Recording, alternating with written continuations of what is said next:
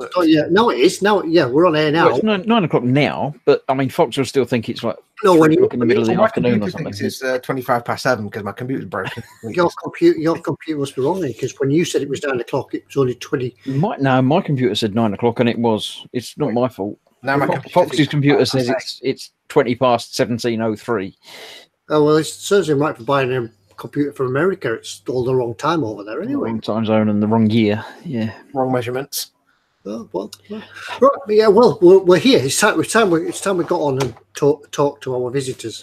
So, good evening, everybody, and a happy New Year to you. Happy New Year. Happy New Year, everybody. Yes, it's now the first eModels live stream of 2019. We're living in the Blade Runner future. Yes. So here we are. Here we are. 2019. Another year has begun. Who thought we would have made it this far? Who thought we wouldn't be as dystopian as we expected? We're nearly up to 2 years now, aren't we? It was about February or something we started this, wasn't it? Don't know. Well, A long time ago. A long time ago. Yeah, welcome to eModels with Ted here. Ted at eModels, eModels.co.uk. Excuse not wearing the eModels shirt this year. We did notice. Yeah, it's just that I was wearing it. I wore it as a Christmas jumper, you see, and I've got my Christmas dinner down it, so it's in the wash. You'll get a letter from the governor. Yeah, there's turkey all down the front, so I didn't think you would see that. So it's been in the wash. Spill food. That's not allowed. You have to be eating the food. Yeah. You're spilling it. Many slip tricks.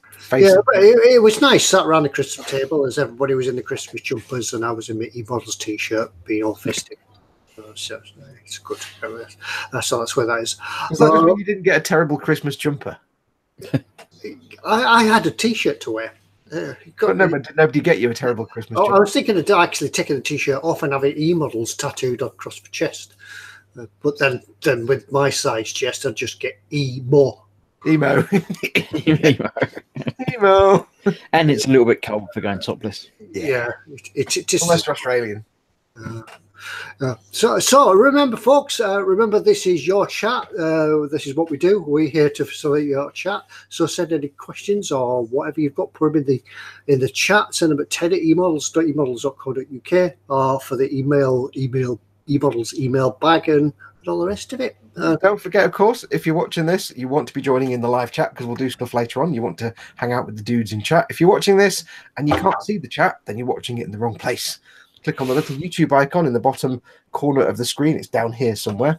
And that will automatically transport you to the YouTube page where you can watch our delicious visages and also see the live chat where you can type in and join in. And there's lots of people in there. And to add to my opening spiel, which I'm going to start doing now, I'm going to give you an interesting fact. Interesting. Today in history. Today in history, in 1904, Marconi establishes CQD as the first international radio distress signal. Trivia for you. I'm not sure that counts as. I don't find that particularly interesting. So, well, you're just rubbish. Can you just say it's a fact? It's a fact. It's a fact of the day. Today in history. It might be of interest to some people, but to other people, it might not be of any interest. So you're just being grumpy. Stop it. He's starting the year off being argumentative. Well, I figure if I start the year off on a low, it can only get better. Whereas if you start all high and happy and cheerful, then it's only going to go down. In that. That's true. So who is joining us this week? And Chris, who's joining us for the first? Who's in the chat? Who's been here? I don't know. My chat didn't load up immediately, but the first one I have in is Sergeant Bones. He says, just in case anyone's looking for me, I'm right here. I do know that Pascal Verse didn't come in at 2:00 this afternoon. Well, he might have. He probably did, but he wasn't there the moment to set the stream up. Okay. Yeah, but it might have been there before then.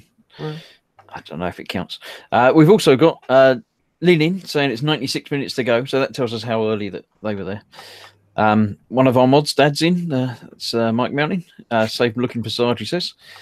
So we've got Carl at Making Models is in. I'm in. Ickle Pete. Names that I haven't said. Sergeant Bones, Lynn Devil, another mod, Colin at Festa 67's workshop. Then Sergeant Bones is still there. Lord Barclay's in. And everyone chatting to themselves. Then OLD, Red Leno 8, and he's going to go crazy about now because now we've gone live and it's all going to start. Everybody's going to start popping in. Michael Jackerman's in.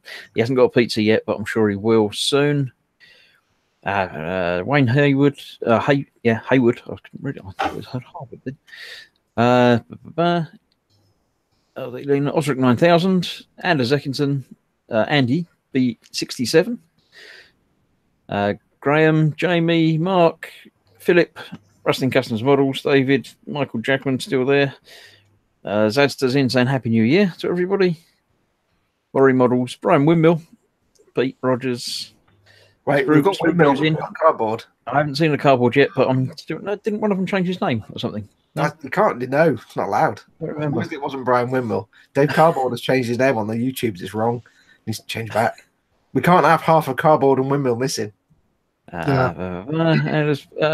Paul, Norman, Bert Scale Models, Stefan Lust, Pete, David Moores, and Speedy Q8's in. Speedy Q8 says, "Sup, dudes? Very, very brief high and by. Still technically on hollybobs for New Year, but heading back to what passes for normality tomorrow. Have a great show." So he was in and then he's gone. So yeah. Normality is over. We've got Philip Prime, Maquestista. Maquestista 16? Is that a new name? And that's everybody as far as I can tell. Anybody else that I missed and everybody else that knows me. Yay! We like I like the way that you volunteered to do the reading. I do. I quite like doing that. Tax return, everything while you're doing that. It's great. I keep meaning to just click on the participants button and get it listed up there, but it seems to miss people out. But yes, I've got some vilification or vindication, or whichever the good one is. Norman Long says, "I'm an ex-Siggy, and CQ is an interesting fact. Thanks." Suck it, Chris. Yeah. There's a bit of signalman out there, and bunting tossers, as they call them in the Navy. So, yeah. Yes. As an add-on fact to my interesting fact, CQD, of course, was superseded by SOS shortly after the Titanic disaster. Yes, around about the time that SOS became more popular. Was it not the Titanic was the first one to broadcast SOS? I think it might have been. Or that might be an urban legend, I'm not sure. Did they mean to then? Because why didn't they broadcast the run that was meant to be the CQD thing? If I remember rightly, I think SOS was from a competing company to market. Right, okay. So it's VHS and Betamax. Yeah, except, you know. Plus, do you know the dots and dashes for Q? It's probably easy. But I can tell you it's ... for SOS. Yeah, everyone knows that. I know that. Yeah, probably CQD was too long to type to dot. Maybe they had Ted's old phone and the Q didn't work. Oh no! We think the Titanic's sinking, but they're only sending CQ. Yeah, we're thinking. I'm sorry, lads. I've got Ted's phone. We're all going to die. Yeah, I've got a new phone. Yes, so Ted's got a phone. Now it's just got Q. That's the only Q. The key that works. All the screen. I'm making as much effort as I can to use all the Qs in all my conversations. Yes.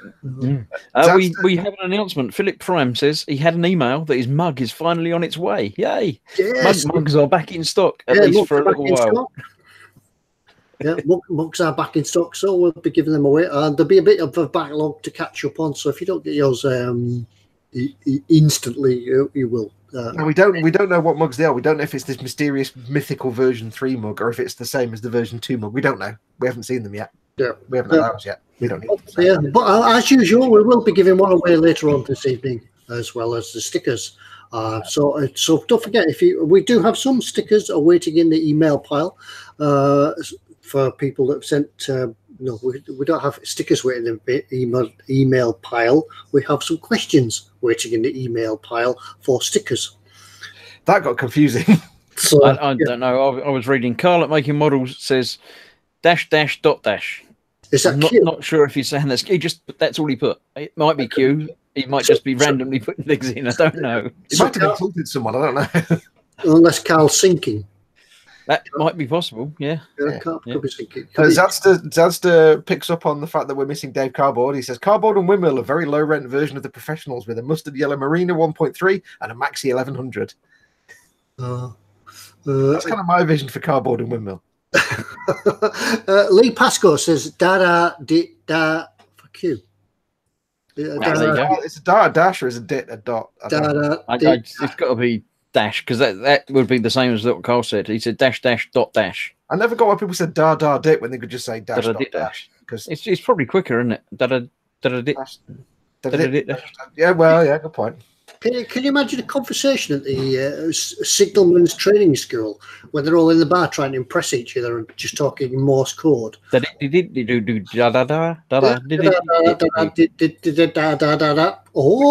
do that because we might be swearing.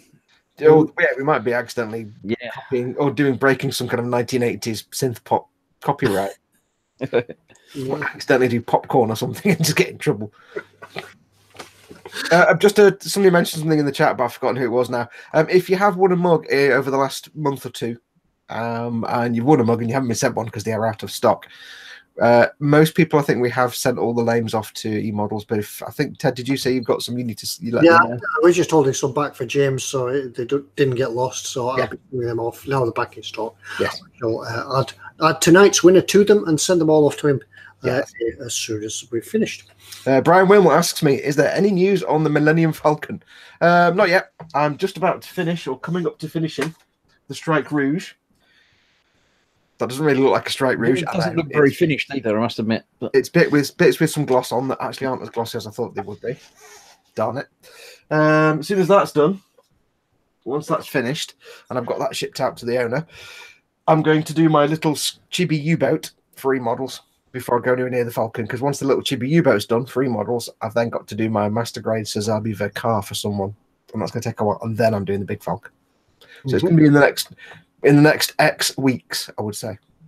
Talking about chibi things, we did. If you missed it, it's live in the not live in the archives, but it's in the archives now. Our Christmas build when we all built the little toon tanks. I like the fact they rock like little rocking horses.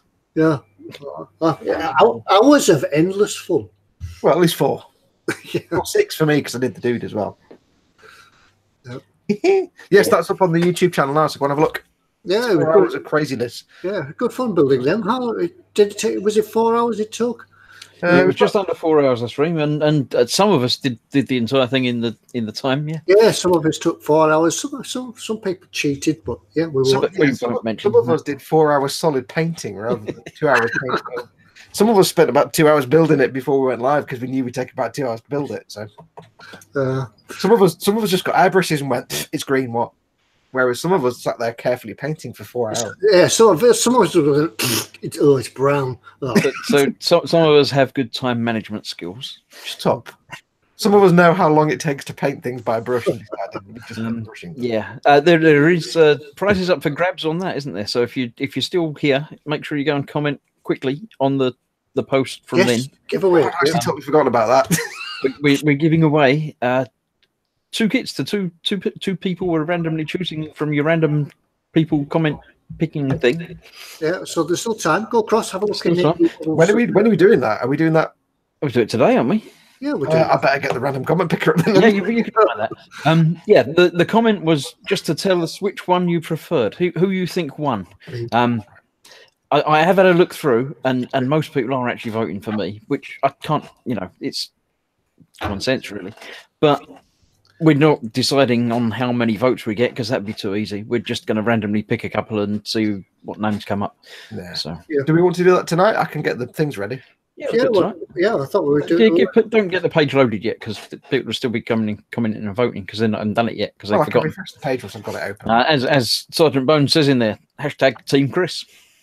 Team Chris. Lynn says Team Chris. Smooth says Team Ted. And Mark Dale says Evening Chaps. Yeah, obviously Terry got my $5. The post must have been held up. That must be it. Yeah. You did get a few votes in there, Ted, and Foxx got a few comments about him cheating, but I did not cheat. I nearly planned ahead. Honestly. Let's see what the people have been chatting in there. Somebody mentioned the release of the new Airfix. What's new with Airfix? Yeah, someone did mention that. Yeah, I did see there was a Buccaneer. I wasn't too sure. I think it was. Norman Long said, "What do people think of the Airfix new kit announcements for 2019?" Yeah, I saw briefly the a mention of it on Facebook. I didn't read it all, but I did see there was a Buccaneer, which is quite a nice aircraft. But one thing with Airfix, it's usually all aircraft, not a lot else. I haven't seen it. I didn't see what they announced. I think the Buccaneer is a new tool, but once again, it's 1/72nd scale, so it won't be for me. But people do like them. I think we're actually giving one of them away. We're giving an Airfix kit away as part of the giveaway tonight, aren't we? From the Christmas build. I don't remember what it was. Yeah, the Airfix Phantom.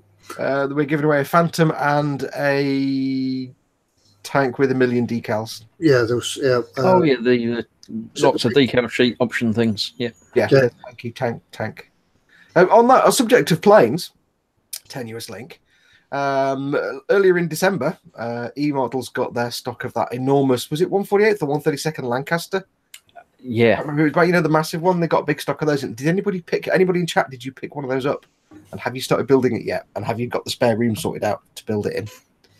A couple of people in chat have said, just placed my vote, almost forgot, said Philly. Didn't tell us who you voted for. Yeah. We don't need to know. Osric 9000 says, also, Chris for the win. Yeah. Oh, what you could do, you could comment 3 times. But mine's got a dude. Yeah. It's got a dude on it. You can't beat a dude waving a sword. Chainsaw. I don't know. Mark Ledbetter says Team Chris. It's because you chose the one with all the rolled up bags and the planks and stuff on the back. Not my fault. It's just the one that they had in stock when I ordered it and didn't want to do exactly the same as you two. If you didn't watch the live stream, basically me and Ted spent 4 hours going, "Oh, yours is better than ours," because you've got stuff on it. You've got rolled up. Armed Brit says hashtag Team Foxx. Yay! Thanks, Armed Brit. You rock. And Philly said I went Team Ted. Yeah. So there's at least one vote for everybody.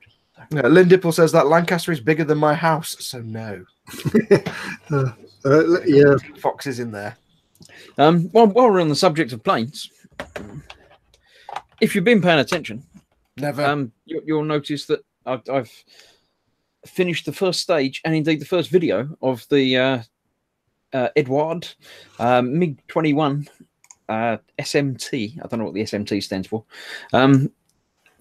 Dual pack. So there's 2 of them, which I've built to that stage at the moment, and the video is up on the eModels channel now.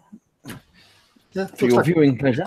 It looks like a dart. It does. It's only 1/44 scale, so it's only quite tiny. But I've got 2 of them done, and over the coming weeks I shall be doing some more painting. I'm doing one in shiny C1, and one in sort of greeny brown camo sort of things. Not necessarily accurate to anything, but just because I like the way it looks. So I know there are planes that are like shiny chrome things because it says so on the box, but I don't think they're that shiny chrome, are they? They're not really. Yeah, you get planes like the Starfighters that are just unpainted aluminium. Yeah. They're shiny, but not like mirror finish. I mean, this is the box, which obviously shows a shiny one and a camo type one. It gives you all the details and decals and painting guides for all of these. So there's a couple of ones that are silvery, but yeah, mine's going to be more shiny than that, I think, if I get the C1 to work properly, which is the first time I've used it in anger. So we'll see how it works. Are you going to try to get different tinted panels? Have you got enough panel lines on there to make different? There are some panel lines. I've done it in gloss black primer because that gave the best results when I was testing the C1. But I will be painting the occasional bit in a couple of different silvers and things like that to give a little bit of. I don't know how much texture and it's really going to do, but we'll find out and see. It's all about having fun on playing. C1. Slap it on, Ted. Slap it on. Slap it on. I think it looks to me, looking at the pictures again, that the undersides are all the same anyway. So I don't know if the undersides are sort of shiny or if they're normally in the sort of bluey sky. Rusting Custom says that MiG-21s were actually painted silver. Oh, there you go. So it will be. Yeah, so I might do that on all of them, all the underneath of the other one as well. So we'll see. But stay tuned. But the first video is up there now, ready for your viewing pleasure. Yeah. At the end of the day, you can just make it up. How are you finding it? Because I saw. I only got a chance to watch the little opening, sort of 10 to 15 minutes, and I noticed on the destructions there's like an entire cockpit with the control stick and everything. It's like, but is this big? It is the the control panel is minuscule, and it was good fun. I put a decal on it. I didn't paint all the little dials on it. I can't believe it's like a flight stick. It's a the little flight stick, size of a grain of rice. It's sort of annoyed me in that you can't effectively do an in-flight model. You have to have the wheels down because it's got the I don't know what the covers, the bits that cover over the thing when it's closed, but they don't quite look right when they're closed up. They're designed to be wheels down, so I've got to build them both wheels down. I was going to do them sort of in-flight thing, but I'm not. No. Well, it hasn't got a pilot in it, so it'd be. Hasn't got a pilot in it. No, you're right there as well. But I shall be doing that. I might have a word with eModels and see about getting one of those display base things, like the runway. Oh, the coastal display. Yeah, they do some of those in 144. I think I actually used the 1/72 scale one on my 1/24 scale transit van, but I did add like grass and stuff to it. Yeah, I think I might have a word with them and see about getting one of the 144 runway ones and see how it looks. Yeah. Shadowland Scale Models in chat says, Ted, thanks for the £5 and the attached cryptic note of vote for me. Oh, I was not supposed to read that one. Jamie Bowen says, vote all because tanks. Armed Brit says, Foxx gets a vote for Cadia. Never forget Cadia. Chris wins because his was the best kit to build, Ted. James Chapman says he can't wait for his next build. He's got 6 Tamiya bikes to build, including a 1/6 Honda CB750F. Ooh. That's not inconsiderably small. No. TK's in. Evening all. Hey, TK. Well covers, says Jimmy Bones. Jimmy Bone, even. Beyond Hope says, Chris, paint one in Egyptian AF colorings. Sand, darker sand, and green. Sand, dark sand, and random color. Yes, Jamie corrects you and says they were called wheel well covers. That'll be it. Yep. Flappy door bits. Flappy door cover things. Yep. I knew there was a proper word for it, but I don't know proper words for things. No. Barry Model says he actually got the same kit that Chris got to join you on the build, but went ahead and got pneumonia, so he hasn't started yet. Oh, well, you can catch up. Just replay it. Just replay. Yeah, you can replay it any time. It's 4 hours of us. 4 hours, yeah. Ready for you multiple times. 4 hours of dropping things and swearing. Yeah. Jamie Bones doing hashtag Odo and Guthorm because I've got Odo and Guthorm. Mine is still in the loft. Yeah, I have Paul sitting up in the corner there. Yep. Just got a rocking tank. I've got. If you've not built one of these little Sherman, this is Shepherd tank, Sherman tank Shepherd. They do that. Apart from Chris's doesn't because he built the one. It does, but it doesn't seem to rock forward as much as the others. So yours isn't the best one then. It's not the best at rocking, but that's not something that you normally associate tanks with. Mine does wheelies and then recovers like that. It's great. It's like a Weeble tank. Yeah. They are so, like we said this when we did last year's, when we did 2017 Christmas, and Ted and we did the KV2 and the Tiger. Did you do the the Tiger? Yeah. And they were great fun, but doing it again this year, we all did the Shermans, and they are just such good fun. You just while I was doing what's in store tonight, while I was going through what's in store just before we started, I did notice that there's a huge amount of tune tanks in stock now. Yeah. All sorts of different versions. I think there is a Hello Kitty one now. Oh, hello! Actual hello. I'm just gonna, not that I'm trying to bias the vote at all, but I'll just zoom in. I'll just change your votes now. Where's the light? There it is. So you can see it a bit better. I just have a quick search, see if there's a tune tank on it. It's too dark now. No, you don't have to worry about anything. Just looking at that one. If they want to see that one, that's the one they want to see. Look, that one's better. Mine's got a dude waving a sword. Yeah, but mine's got a big gun. Look, big gun for the win. Big gun gets 10 extra points. Does your turret turn around still? Yeah, it does. No. Oh, my turret turns around. It falls off. Mine's actually sealed itself shut because of the paper so thick. So my turret turns around as well, so that must make it winning prizes.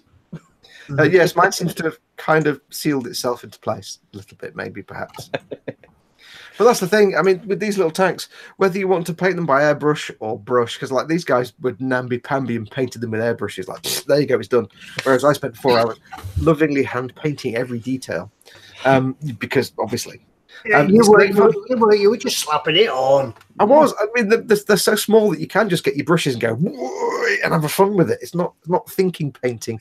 Whether you're airbrushing or brushing, it's not thinky painting. It's just silly fun times.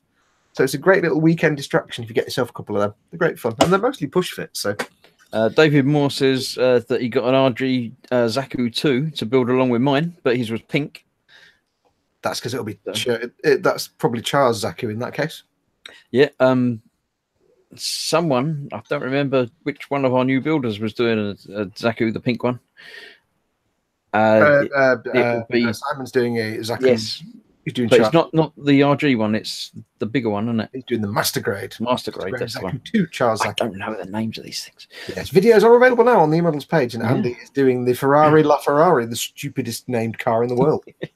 Very nice car, though. Michael Jackerman says Weebles were made by Airfix in the early 70s. They wobble, but they don't fall down. I'm aware of Weebles. I didn't know they were made by Airfix. I used to have a Weeble treehouse. I used to have a plane. I had a Weeble plane that had like room for the thing. Oh yeah, I remember. I always wanted the Weeble plane. It was like that big. Sergeant Bowen says, "Blah blah blah, Fox, you big cheater." Yeah. I was going to say. Graham Presswell said he got 2 presents: a Revell Man tractor, as in a tractor made by the company Man, not a tractor made of men. Obviously, because that'd be weird. A Revell. Boy, they are big. Yes, Festa67, one of your mods, actually made the Routemaster bus. I think it was the Revell one, and it is a very big kit. He lit his and put it in. Huge. What did everybody else get for Christmas, by the way, in terms of modelling? I know that we'll have got the obligatory socks and underwear and body wash and things like that. Did anybody else get anything model related? Did you get in chat? I didn't get any modelly kits for Christmas. I did get some stuff for my birthday for everybody. I think I showed you that last time. I got some sweet kits from Smoo and Colin and the gang. They got me some wonderful stuff. But over Christmas, I got some bits and bobs. But I got the best present ever at Christmas. And you know you're getting old when the best present ever isn't an expensive model kit. Because the best present I got was this. A back scratcher. It's a back scratcher, but it's a telescopic back scratcher. Is it a back scratcher or is it a beard comber? It's a back scratcher. As I've gotten older, for some reason, I often get an itchy back. I don't know why. It's because I'm old. So I'm kind of sitting there, and because it's telescopic, I'm just like, oh. But it was only about 2 or 3 months ago, my neighbours came back from Lanzarote somewhere, and they brought a back scratcher back, a wooden one. And I've never had a back scratcher before. And my eyes were opened, you know, my sails unfurled. It was like, wow, I've never had a back scratcher, and now I really need one permanently because you can't live without one. So when that broke, Mama Fox got me that for Christmas. It's a kind of things that I quite like things like that. You know, after Christmas when you go around the department stores and all the things that were like £30 prior to Christmas are now down reduced clear for £1, and it's just all tat and rubbish and sort of things. You know, sort of maybe a small assembly kit or something, and you put it together in 40 seconds. That finish. I just love things like that. Coasters, you know, just bits. Well, we actually, I took Mama Fox because before Christmas we had to go Iceland shopping to get all the stuff for Christmas. You know, we couldn't find the Marmite sprouts, so we had bacon sprouts instead. But we went to the pound shop that's next door to it, and my God, there's some good stuff in there. It's brilliant. We went in for a bath mat, of course. So we go in, and Mama Fox is looking for a bath mat, and I'm looking for everything else I can think of that needs for model making. And it's the same place a few years ago. I got all my little sculpting tools. They're like little dental tools and sculpting tools. I got a whole pack of them, and they were £1. And I've still got them, and they're brilliant. There's loads of them. It's always good after Christmas. You can always pick up loads of stuff really cheap. Well, just going through chat, see what everybody else got. Sprugel got the Millennium Falcon for Christmas. Oh, which one? Where's the comment? He's actually got the picture of Fox and says got a Millennium Falcon for Christmas. So I'm not sure if he's saying to Fox that he got one, or if he's saying that Fox got one. And I know somebody in the Boom Hut did put a picture up saying they got the Falcon, so I assume that was Sprigler Addict. Lynn Dipple says she'd got nothing, but I got nothing model wish, but she got a house. I bet that was a hell of a package to Yeah, how did they wrap that up? Yeah, what wrapping paper? Wow. I must have got a moving house. Von Holdinghausen. Of Holdinghausen got an Airfix 4.5 litre Bentley blower in 112. Oh, nice. You can buy the Bentley blower as a kit, full size, 1-to-1 scale. Yeah, as a kit car. It's a kit car, and it's actually endorsed by Bentley. They send a little man round in a brown warehouse coat and a clipboard, and it goes over it, and then you can get an official endorsement by Bentley. It exists.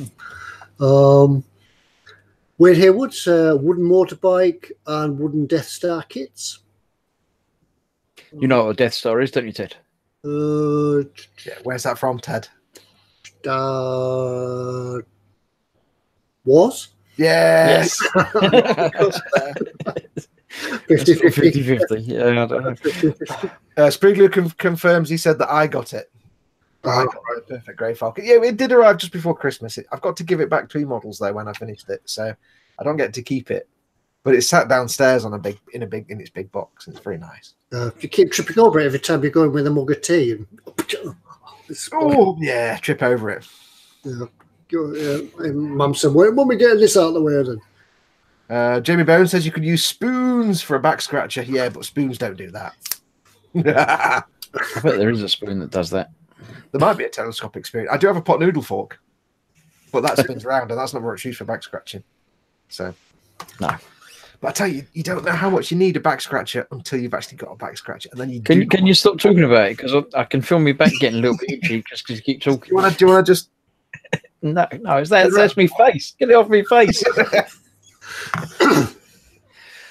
What else? Donald McKenzie gave the Phantom of the Opera to my wife. She pulled the bag off the top, started greeting. I think that might be an autocorrect. I think that's it. She started crying. Maybe. Jamie Bourne's still waiting for his 135 Husky for eModels. Yep. Yeah. Dadster bought himself the Army Painter brush set. It's a very good brush set. It's a very good brush set. Yeah. Now I went out looking for a Series 7 brush set, but they didn't. Nobody. Our local stockist didn't have any, so after you actually went to a shop. I went to a shop. Yeah. What's that all about? I saw a picture the other day of Ted in a field. Oh yeah. Yes. He went out into a field and he was there. Well, I understand going out into nature to look at creatures and weather and stuff, but going to a shop. Yeah. I went out in the freshest of air and dashed home. There's too many people. That's why I went and walking in the field, because there's nobody else around. Yeah. Apart from all the cows. I do know that David Moore has got the Meng Chibi submarine, so he's got the little Chibi sub that he could build along with Foxx when he builds his. If I can get mine without moving a million other things. Hang on. Oh, if I can find it. There it is. It does stuff it. That one. Yeah, I quite like the look at that myself. It is totes adorbs. I mean, look at that side profile. That's just it's cool. That I think you have to do it in a big block of resin. Yes. So I oh, hang on. I've had a thought. I've just had a. Has it got? I've just had a moment of. Has it got? It's got the laughing swordfish decal for U96. Oh, das Boot. I know. Well, I've actually got some laughing swordfish decals that I got years and years ago for my 172nd, but they're so old now they tend to explode. But you can actually. So I was going to put a full size 172nd decal on this for fun, but it's actually got the laughing swordfish. Yes. So yeah, when I finish the Strike Rouge in the next week or two, that'll be the next eModels build for me. It'll only be a quick, silly, couple of episodes, maybe 2 or 3 episodes, very short ones.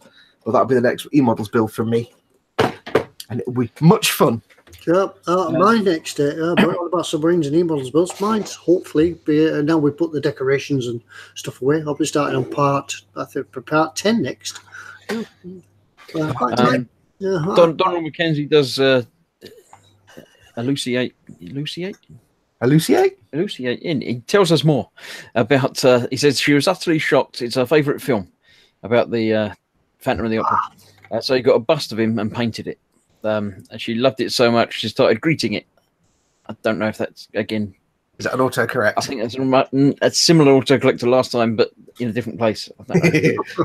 Spruglu Addict says, question is a big fat capital letter. Oh, don't forget, by the way, if you want to ask us a question, if you've got the chat up, stick it in big fat capital letters so we have a chance of seeing it. If you, I don't know, I was about to say, if you're allergic to capital letters or something, you can press a little dollar symbol at the bottom of the chat. That'll give you a super chat, and that'll put your question in a coloured box, so we have no chance at all of missing it. But if you can't get access to the chat, just drop us an email, ted@emodels.co.uk with your question, and we'll try and get answered for you.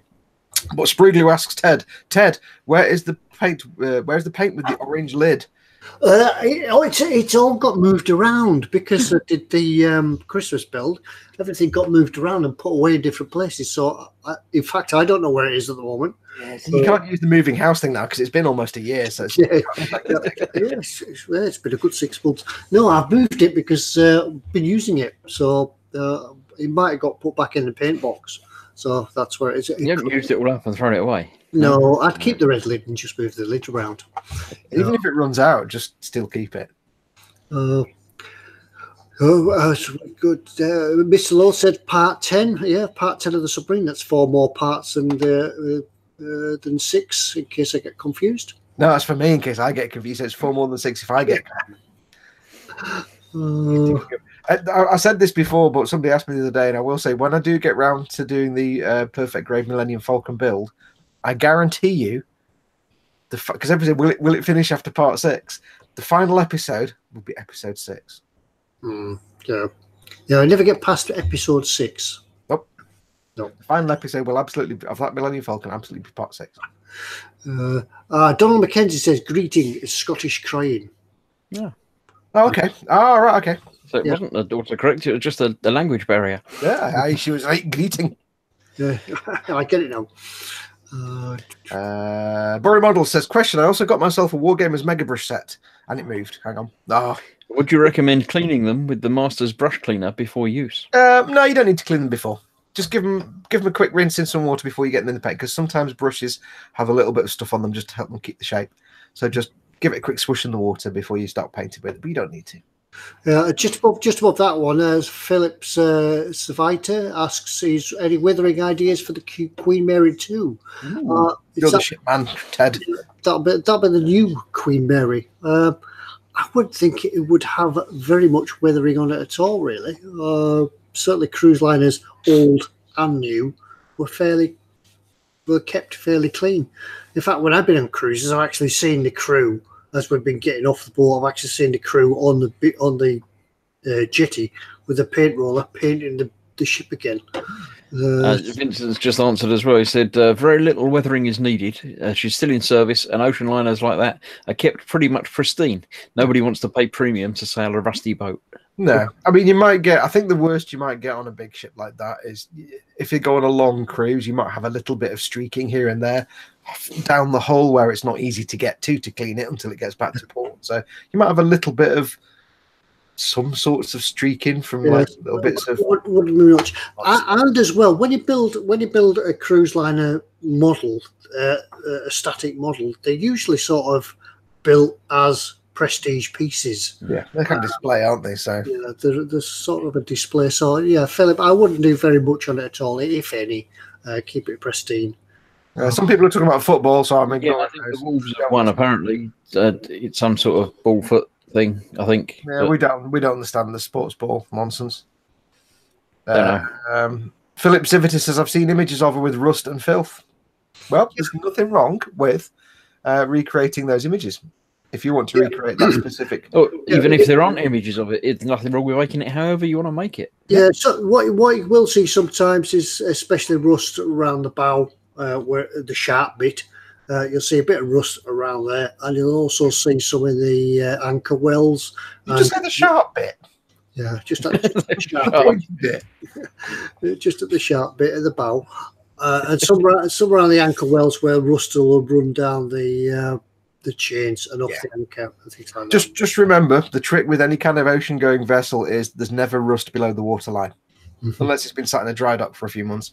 You don't do rust below the waterline because there's no oxygen underwater to do the oxidation. It's always above the waterline. Sergeant Bone says, I'd do QM2 as a rusty zombie ship. Oh, yeah. But exactly. As Sergeant Bone says, do it how you want to do it. Yeah, you can do it in dazzle camouflage if you wanted to. If you do want to do it, if you do want to paint it.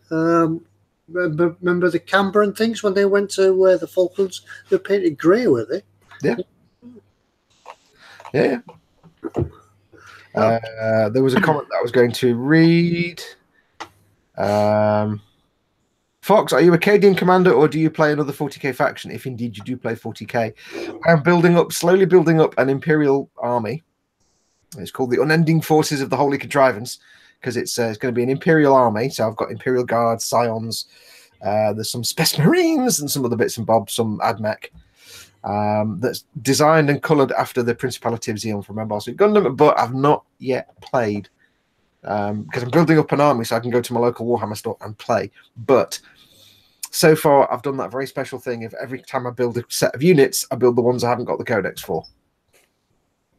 So I've got like Imperial Knight and some other vehicles I haven't got the codex for yet. So I will do it at some point. I haven't played yet. Got to build my army up first. Mm-hmm. And I didn't understand any of that. No, you didn't get any of that. I understood words, but they didn't make sense in the order that you used them. But yeah. Mr. Lowe's Model Making says, Fox, it's the zinc cathodes that keep it free of critters on the underside that helps with the rust OFC together with the paint. Yeah, there's anti-corrosion paint and anti-fouling paint on the bottom of ships. But typically it's like the old U-boats as well. If you're weathering a U-boat, you don't tend to do rust under the waterline because above the waterline you've got air and you've got water. And that's where the corrosion comes in. Below the waterline, you've just got the water. So if there is rusting, it's a lot slower. So for ships going out for several months at a time, and then coming back into port for refurb, you don't tend to have much rust underneath the waterline. No. But once they get taken out of the water, they do rust fairly quickly. Yeah, Von Holdinghausen says, yeah, the Titanic's turning into rust. They do corrode eventually. It's just this process is a lot slower underwater. I'm not sure that the Titanic is exactly rust either. It's barnacles and stuff growing all over it and eating into it and things. It's corroding. It's just a lot slower process because there's less free oxygen, free air. Because the advantage is above water, you've got the air and you've got moving around and water from rain and from the ocean itself. So yeah, when you take a 1970s British Leyland Mini, for instance, that's full of rust within a week. Yeah. But rust. But if you kept it underwater. Yeah, if you kept it under water, it'd be a lot safer. Yeah, it'd be a lot better off. Yeah, if you've got a TVR, then that big hole in the roof that just makes the floor go red. It's crazy. But yeah, underwater, of course, the oxygen is trapped in the water. It's not free floating like in the air, so the corrosion is a lot slower. So typically, this is from when I was doing U-boats, and they might be out for 6 months at a time. So typically, there might be a hint of rust underneath the waterline, but not a lot because it's a lot slower. All right, Sprueglue's got to go. The little daughter's not feeling well. She's just woken up. So, but bye and hope you feel better. Better soon. You could just put the screen in front of her and we'll soon. Yeah, send her back to sleep in no time at all. Yeah. Brit replies to me. He says, "Sound wicked, my dude. I'm building up to at the moment a death card list and loyalist Marines called the Shade Barons. Totally not a loyalist Night Lord successor. Cool. Yeah, mine will be like, I'm just randomly building the things that I think look cool for my army. So I'll probably have like 38,000 points by the time I finished it. With like 3 Imperial Knights, of Valkyries, other bits and bobs. It's just random at the moment. There's no structure to my army. Do you get any of that, Chris? Yeah. There's army. Look, I'm building one. Look, that's one of these space tank things. But has it got tracks? It's got tracks. Look, you can't really see it. I framed it in white because I'm going to do it bright orange, just like all tanks should be built. But yeah, it's got tracks. Cool. Yeah, I've got mine. Mine's over there somewhere on top of the cupboard. Yeah. Pete Rogers, going back to Rust. Very nice. Going back to Rust, Pete Rogers says, I'm sure my Land Rover went through a Rust dip when it was made. Yeah. Who was it that said, Gary Pashley says Minis had rust on the production line, which I believe was quite right. I know that there used to be pictures of them sort of on vehicle carriers as they carried them around the plant and just left them bare metal, just stood out on the parking car park. Waiting to be painted. They're just bare metal, just paint over the rust. So, well, the rumor was that the paint shop at British Leyland called the Royal Navy to order some anti-fouling paint, but they actually got the fouling paint by mistake. So they paint it on and it rusts instantly. But no, anti-fouling. Oh. Anti-corrosion. Oh. Phil Lewis says, just arrived. What's the latest on the mugs? They are back in stock and gradually sending out mugs to those who are owed them from winning prizes and things. Sergeant Bone says, there is no mug, just spoons. Spoons. The eModels spoons. Oh, where were we? Right, I'll just check. checking the emails, see if there's any more emails that have come in. I'll press the right button. Try not to delete any. Yeah, so we have a sticker question and whatever. Yeah. I try and read out the discussion point that I mailed in earlier on today. Yeah, Chris Williams has sent in a discussion point. I sent in a discussion point because I might have forgotten while I was here, so I may always mail it. Yeah. Mail it to Ted at eModels, emodels.co.uk. Okay. Yeah. He sent a discussion point in. Whether or not he wants a sticker, he didn't say so. I don't need a sticker, I'm fine, thanks. It's only a discussion point anyway, it's not a question for... Any New Year's resolutions? Model related or not? What about you guys out there? Have any New Year's resolutions? I think mine, I could probably start. I think mine is firstly to get this damn submarine finished. Wasn't that last year's? And the year before. Yeah, I'll get that one finished. Hopefully, I'll get that one finished this year. I don't really have any. I don't really make any resolutions because I tend not to keep them. I am determined to not spend as long in hospital this year. So maybe coupled with that is to sort of up my fitness levels and things and get out into the fresh air a little bit more as we've started doing them.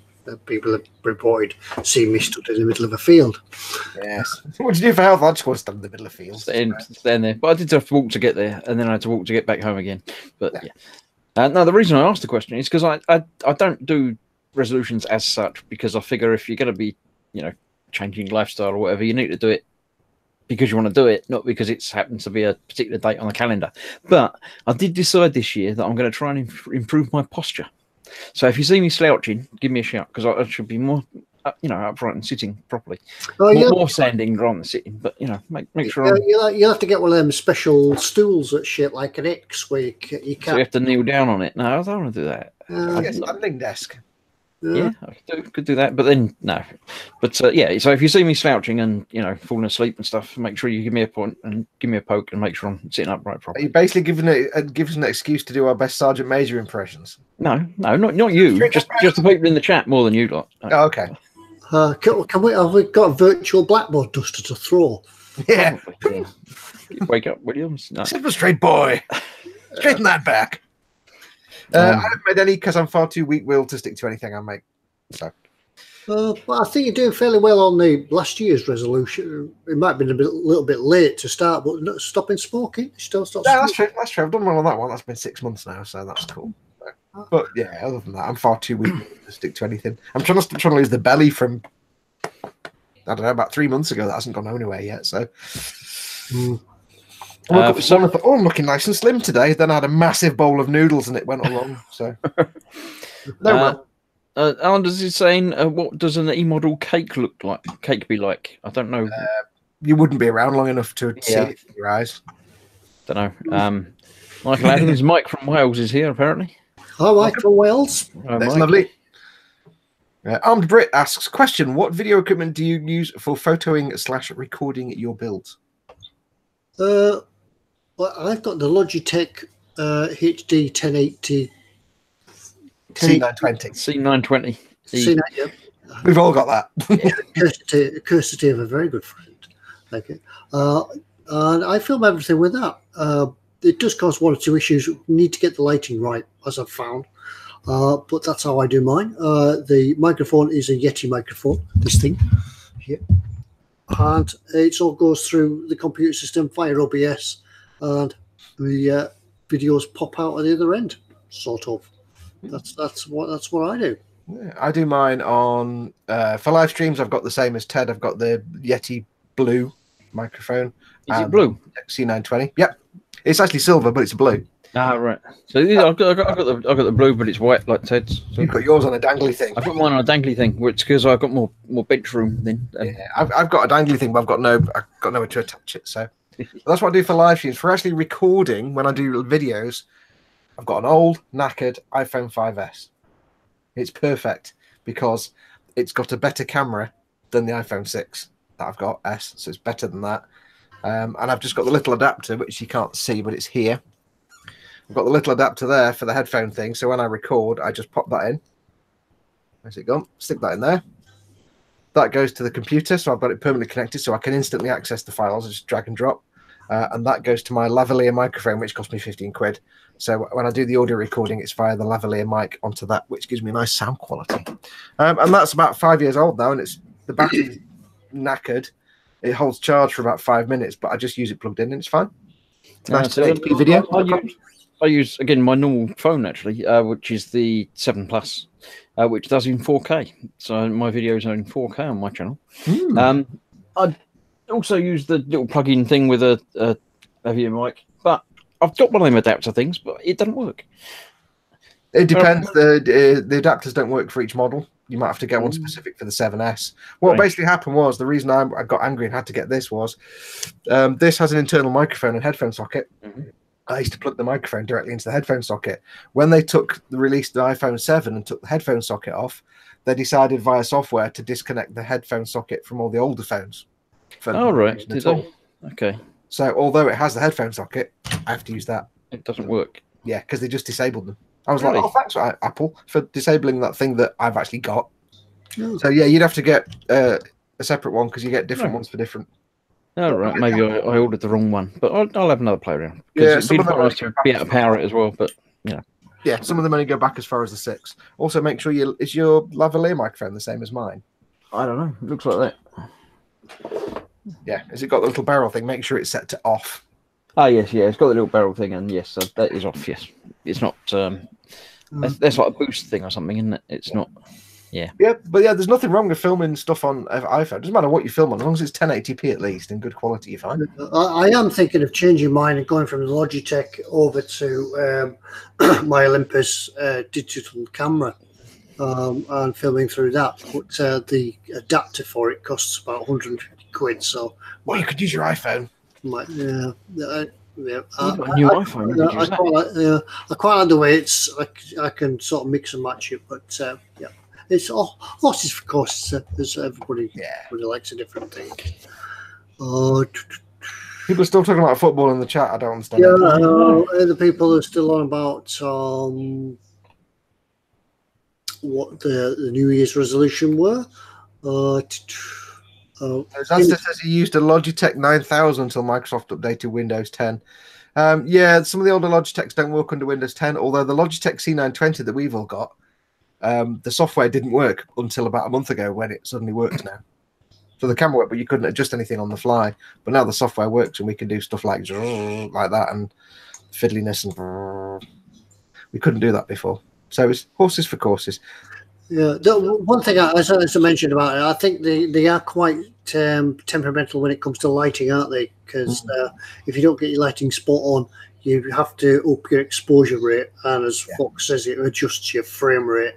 Yeah, you put the exposure too high, you get choppy frame rate, so you've got to balance your exposure and gain. And don't use the internal microphone because it's terrible. Terrible, yeah. Don't use the microphone in the Logitech C920. Zesta says DSLRs tend to overheat if you're using them for longer filming. Yeah, you just want to use your iPhone, Ted. Yeah, the thing is, when we're doing the filming, though, I don't know about you guys, but usually find that we'll only use them in like 10-minute bursts. We'll do a little take, then we'll switch them off, do a little more building, and switch back on, do another take. And usually use them only about 10-minute bursts, and that's all we'd use them for. Unless you're like me and you have to do 35 takes because you've forgotten how to speak when the camera's on. As I got older, I found it harder to actually. When I first started doing videos, I'd be like, "Now we're going to do this, and I just do a take." Now it's like I have to do it 17 times because I can't speak. Yeah. David Moores asks, question: what model of any subject would you like to see released? Yeah, this is something that pops up quite a bit, doesn't it? As one of the things I'd like to see. I'd like to see another submarine. I'd like to see a Trident submarine with an interior. Aren't they all basically the same, though, aren't they? Just tubes. Yeah, just tubes, but Trident submarines or the new sort of hunter-killer submarines, the Astute class, and internals would be totally different to a World War II submarine. Yeah. It'd be quite interesting. But once again, I think it's all data secrets, nuclear power plants, things like that. It's all data secrets, and they wouldn't let Mr. Afix wander around the submarine taking pictures. Yeah. I usually have a varied list of things I wish people would make, and it changes every 5 minutes. Right now, I wish they'd make some really nice quality kits of the ships from Destiny. Not Destiny 2, because most of those are ass, but the ships from Destiny 1. I like my Arcadia jump ship. I've got a Mega Bloks Lego version of it, and it's not very good. I need to paint that, but I'd like a proper model kit of the Arcadia jump ship from Destiny. That'd be great. I don't have any particular kits that I think, oh yeah, I'd like that. But there's a lot of sci-fi ships and things that would be quite nice. But none that I can call my. When you say things like that, it's like, oh yeah, I quite like a couple of them ships. But it's only when people mention them that it's like, oh yeah, I would quite like that. Yeah. I'd say a studio scale X-Wing that isn't the part work that takes 2 years and costs £900. Well, I don't mind it taking 2 years is not the problem. Well, it's not the price, but a nice big studio scale one that's not that one, and also isn't the old, now probably really not easy to find Captain Cardboard resin version, which is just ridiculously priced anyway. A nice studio scale X-Wing would be nice. Andy B67 says Blake 7 Liberator. I'm sure I've seen one of them as a kit. Yeah, you can get them. It's a garage kit, and it's like resin and vacuum form plastic and things, I think. I know somebody in one of our groups has one, but I can't remember who it is. So if anybody in chat knows where to get one, let him know. Carl says Firefly would be nice, as would Moya. Oh yeah, Moya would be nice. Probably Moya would be massive. It'd also be kind of. It's just kind of a bleb shape, isn't it? Yeah, but it's got nice curves. Back. Curves. Nice curvy back. Yeah. Yeah. Dennis F109 fire engine. Any scale, says Pete Rogers. We're quite lacking in UK fire engines, aren't we? I know that Rebel do some European ones, some German fire engines, but I think ours have a nice look to them. Now I'm going to show my street cred and anime cred here. Earl D says I would like a model of the ship from Starfleet, and I'm going to hazard and guess and say he means the 1970s, early 80s Japanese puppet series that had the ship that kind of looked like a really clunky fat version of Treehawk, but it turned into a robot, and it was also a ship, and it was like a fat X-wing with the broken neck. I assume it means that one. See, that's how much I have like nonsense. G-Force had a ship with that neck sort of thing. Yeah, but there was a similar kind of thing in Starfleet, but it looked like a big fat broken X-wing. And it transformed into a robot, and there was a princess. LD says, "Yep, yes." My nerd cred is complete. I now got the theme tune in my head as well. Thank you. Oh. What else is people saying? Norman Long said he's seen a resin Liberator that he must build this year. Yeah, so they are out there. There is a. I'd say some proper high quality Halo vehicles, not the Revell ones. I've got the Warthog to do, and they're all right. The little Revell ones, they're only quite simple. But imagine if, say, Trumpeter or Ryefield Models put their toolings to making some Halo vehicles, like a Scorpion tank or a Warthog. Bandai did. Yeah, or Bandai. Oh yeah, but and they'd be great. Some proper grown up Halo vehicles or a Pelican. So the Revell ones they're kind of little simple builds. They're all right. They look quite good. You put a lot of work in, but they're not like proper grown up model kits. Thompson says, "Oh, the Comanche dropship from Aliens." There are again some like limited edition resin kits of some of the Alien dropships, but they're super expensive and hard to find. Yeah, I mean, lots of these are going to be available. You can get the file for it for 3D printers. Yeah, but when you're printing steel, it's not as smooth as normal plastic, and it's going to take a lot of work and clean up to make it look presentable. Yeah, there's the downside with if you're into your sci-fi kits or just very limited kits that have a limited niche interest in the model making world, you're going to be really relying on garage kit manufacturers who tend to work in resin or vacuum form and tend to be quite expensive because they do very limited runs. So things like your studio scale X-Wing, which was always the Captain Cardboard resin, allegedly taken from a studio miniature, but they're long out of print now. We only did so many of them. And things like your ships and vehicles from Aliens tend to be resin kits. There were some plastic kits, but Halcyon did some. But a lot of them are niche ones where the manufacturers don't really see a market to make a lot of money off them, so they won't make kits of them, which is a shame, really. Which is why you don't really get many Star Trek kits anymore, and if any, great quality, because the manufacturers are like, it won't make that much money on them now. They're still in print, some of the old Revell ones, but it's just because they're already there. So yeah, sci-fi is always a bit of a niche market when it comes to kits. You rely on your resin garage kits a lot. Question from Jamie Bone. He says, just a quick question or shout out. Is anyone going to the Bovington Tank Museum model show on the 16th or 17th of February? Oh, is it? Yeah, I do know they do have regular model shows. Unfortunately, Dad says he'll be going. Yeah, I won't get there myself. I don't know if it's an IPMS show or if it's just something Bovington do. I think it's just the Bovington Tank Museum sort of put on their own shows every now and again. I don't think it's IPMS related. I don't think it is. It's not that Tank Fest thing, is it? That's later in the year. That's later on in the year. That's about June or something. Tank Fest later, so. Yeah, because that's one of the events that I would like to go to as well. The Tank Museum, the Tank Fest. I know it sells out quite quickly, and they also have Tiger Day as well when they run the Tiger. So that'd be another interesting. If you've never been to the Tank Museum, well, worth a visit. If Ted at any point asks, or if anybody asks Ted where the Bovington Tank Museum is, just say Dallas. Where is the Bovington Tank Museum, Ted? Dorset. Dallas. Yeah, so yeah, or if anybody's got a free lift and wants to, so I'm out of a job now, so yeah. Shadowland Scale Models says they would love to see some 1/32 scale Schneider race planes.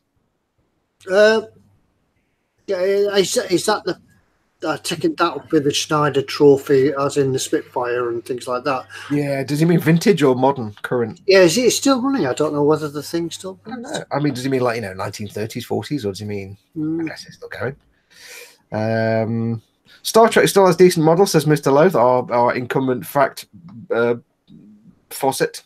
Polar Light is still up and about doing the 1351s, and Revell has done some recent releases that are quite good. Polar Light's only just released the Klingon ship. Yeah, the kind of the smaller companies. Revell doing some recent releases. Didn't realize that. Have we given some away? Yeah, I think we have done.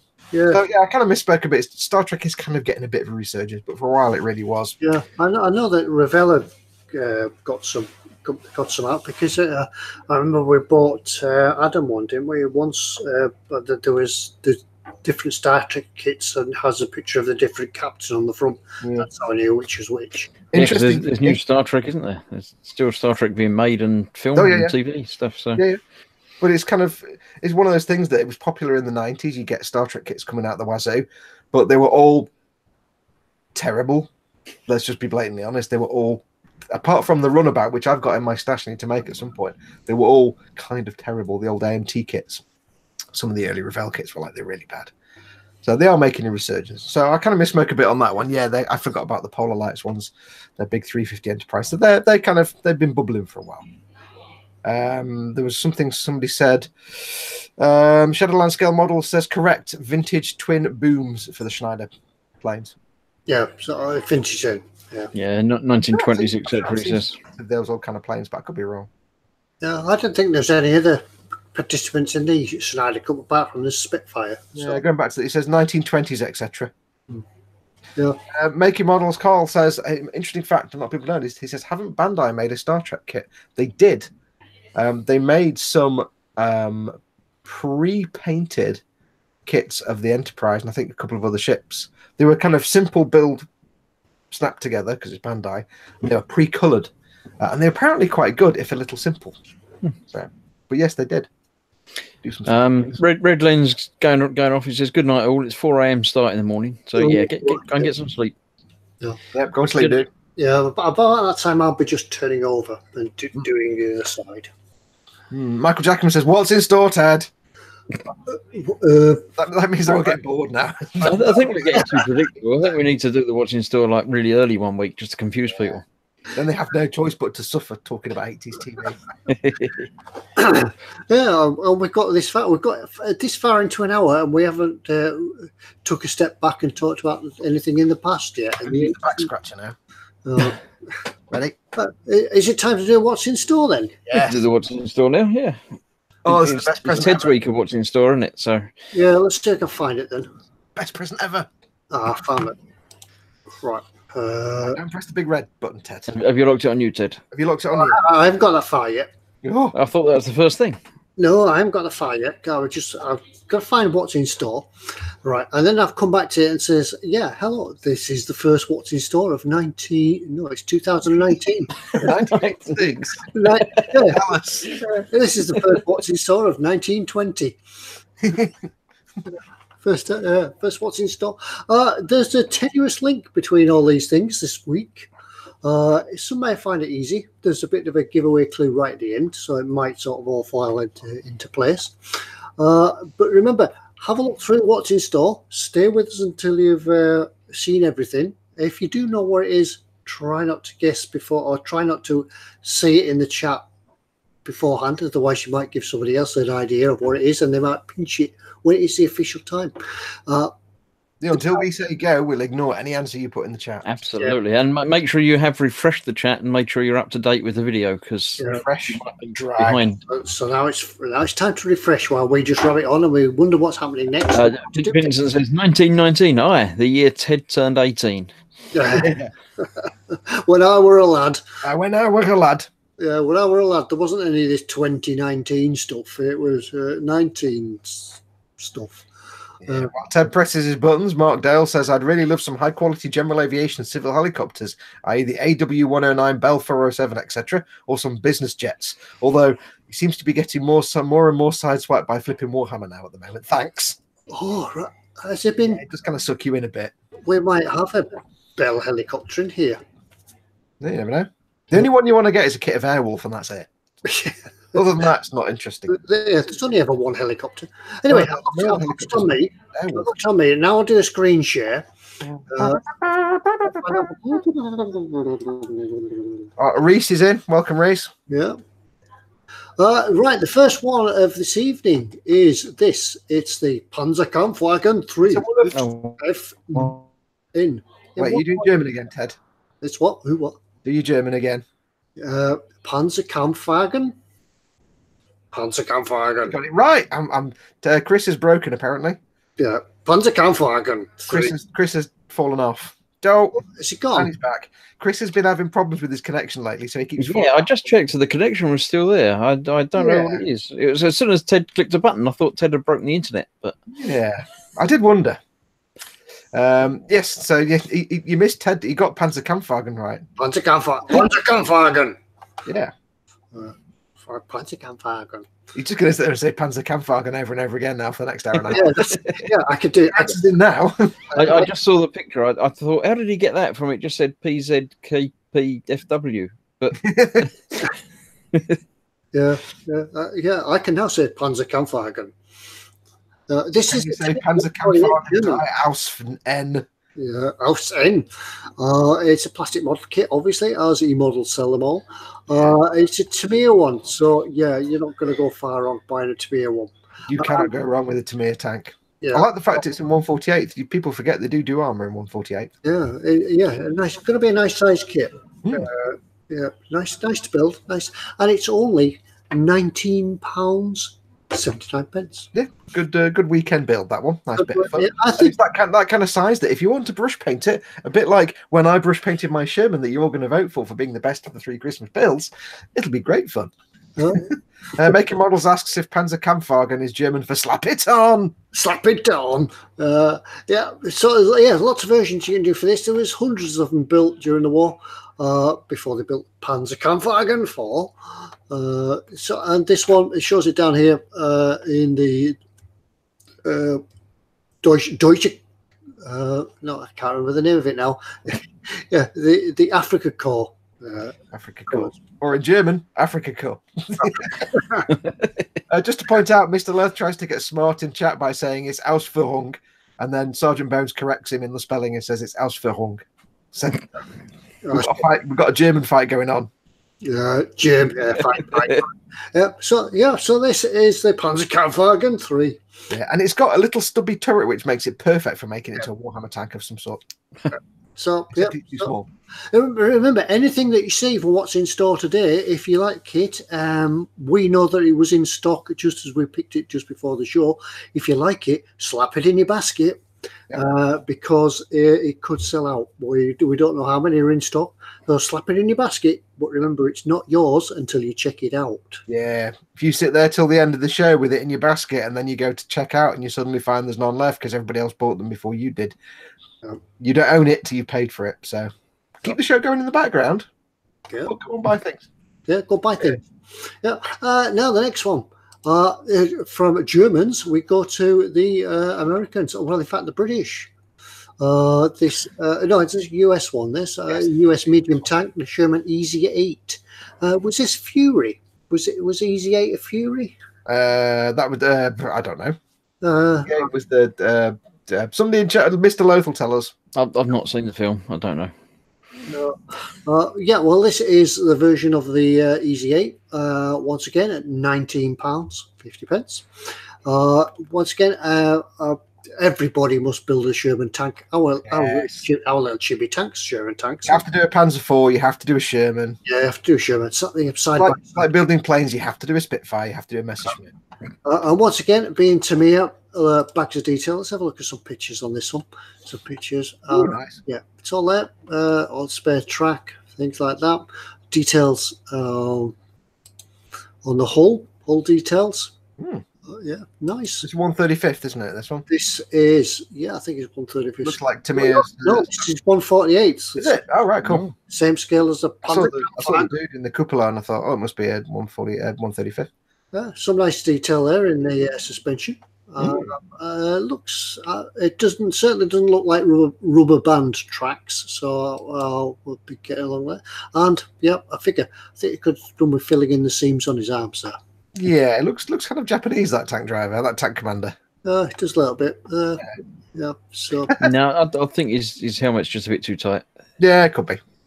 Everybody's talking German in the chat. Yeah, I noticed that. I'm hoping it's all polite stuff, but we've got stuff to Ted to read. But I'm going to try and be clever. Vincent at Mr. Lowe's Model Making says Schwerpanzerabteilung 501, and I'm going to guess from my limited German that means heavy tank armor 501. I'm sure it didn't say 501 in German though, did it? It was. That'd be I don't know. 501 is in. Eins und wir Sieg. I don't know what 100 is in German. And I only know the word schwer because there's a joke in Medal of Honor Frontline where a German soldier says, "Das Kiste ist schwer." This crate is heavy. So, moving on. I'll shut up now. Anyway, moving on. I'm not quite sure what that is in the hull of the tank. Whether it's some weight to give your models a sort of actual sort of a heavy feel to it.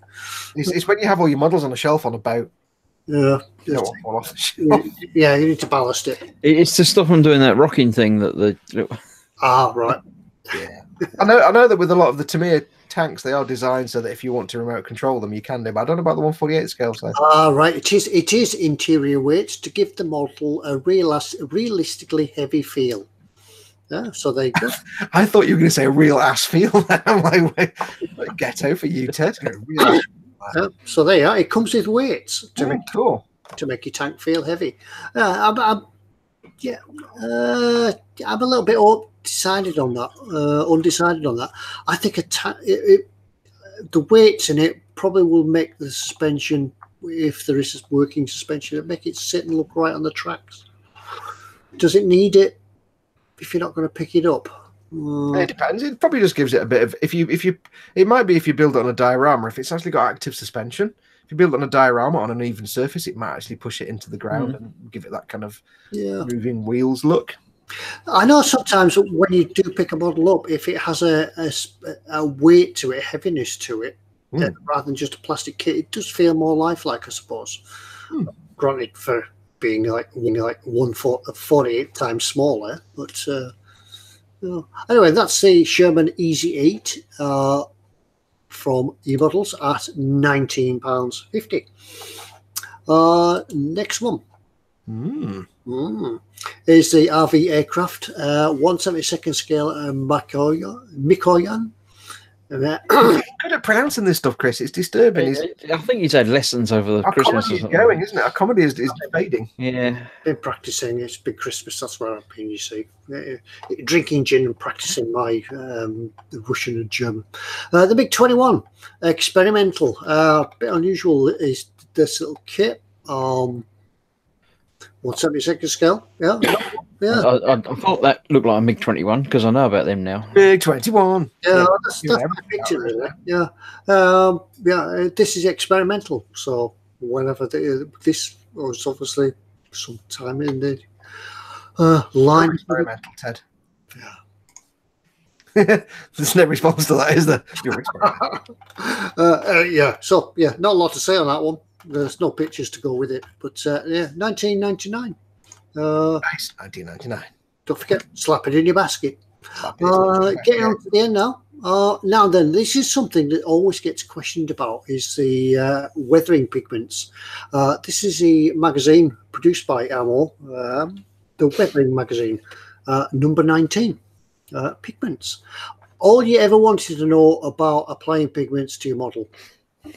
It'll tell you all the possibilities of applying pigments, step-by-step instructions, and they talk about the different types of fixers and binders that can be used to show you the most innovative techniques and possibilities for the application of this timeless medium. I'm not going to read the rest of it out. You can read it for yourself. Yeah, but for £8 and 9p, you could add this to any of your orders. If you're perhaps buying some pigment sets, just ask for magazine 19. Yeah, if you've never used pigments before, you've got to try using pigments.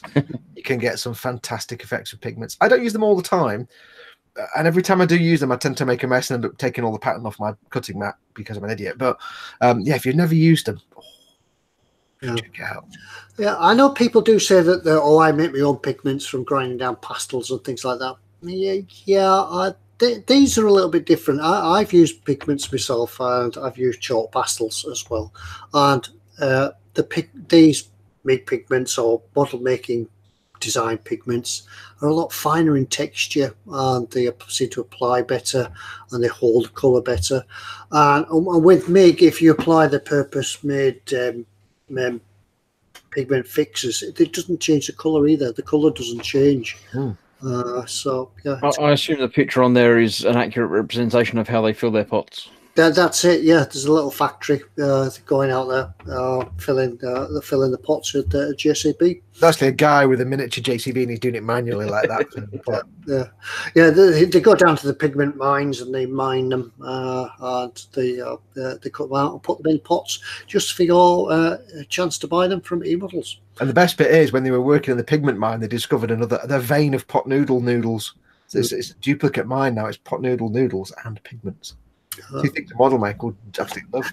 Oh yeah, so lots of information in these books. Yeah. Oh yeah, it's absolutely worth grabbing them just for the information it's going to give you how to use these things. They are fantastic. Ted, there's lots of German and Dutch in the chat for you to read out. I'll come to that. I'll come back to that. Yeah. So there, you can even weather your R2. Ted knew what it was. Yeah, a robot. Mark Dale says, must confess, I've only ever used pastels and hairspray. Maybe that will be my New Year's resolution, try new stuff. Yeah, try them. They're not expensive to buy. Yeah. People buy pastels and they go to the trouble of grinding them down and putting them in jars and finding a jar and putting it in a jar and things like that. Where they're not expensive to buy. They last forever. They don't go off. There's no shelf life to them. I mean, I've had great fun using Ammo by Meg's Dark Earth because it just looks and smells like soil.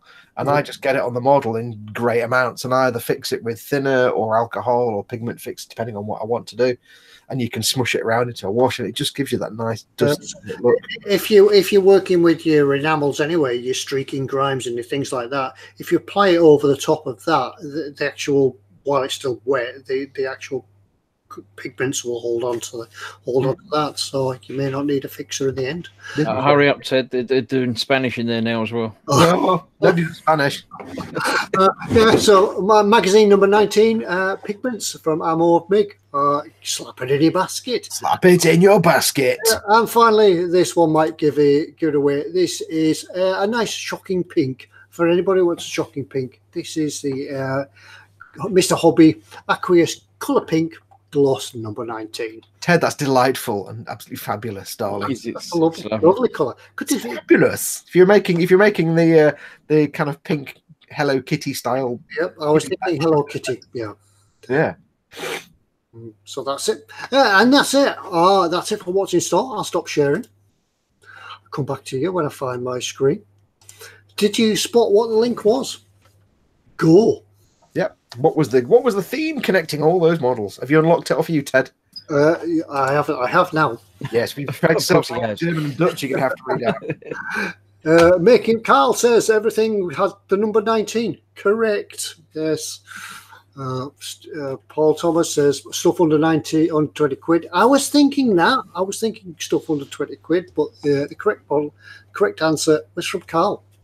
Number 19. Number 19. 19. Is that in honour of the year?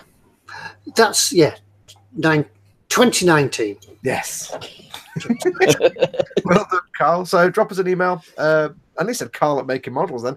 No, drop us an email, ted@emodels.co.uk, and just say that you won. It was a big sticker, wasn't it? It was a big sticker. Yeah, you won a big sticker and your name and address, and we'll get them sent out to you. Yeah, what about stickers? Yeah, we're going to give stickers away, but instead of giving 2 stickers away each week, we'll give you 2 stickers. Do you get that? One prize of 2. Instead of 2 prizes of a sticker each, we'll get 1 prize of 2 stickers.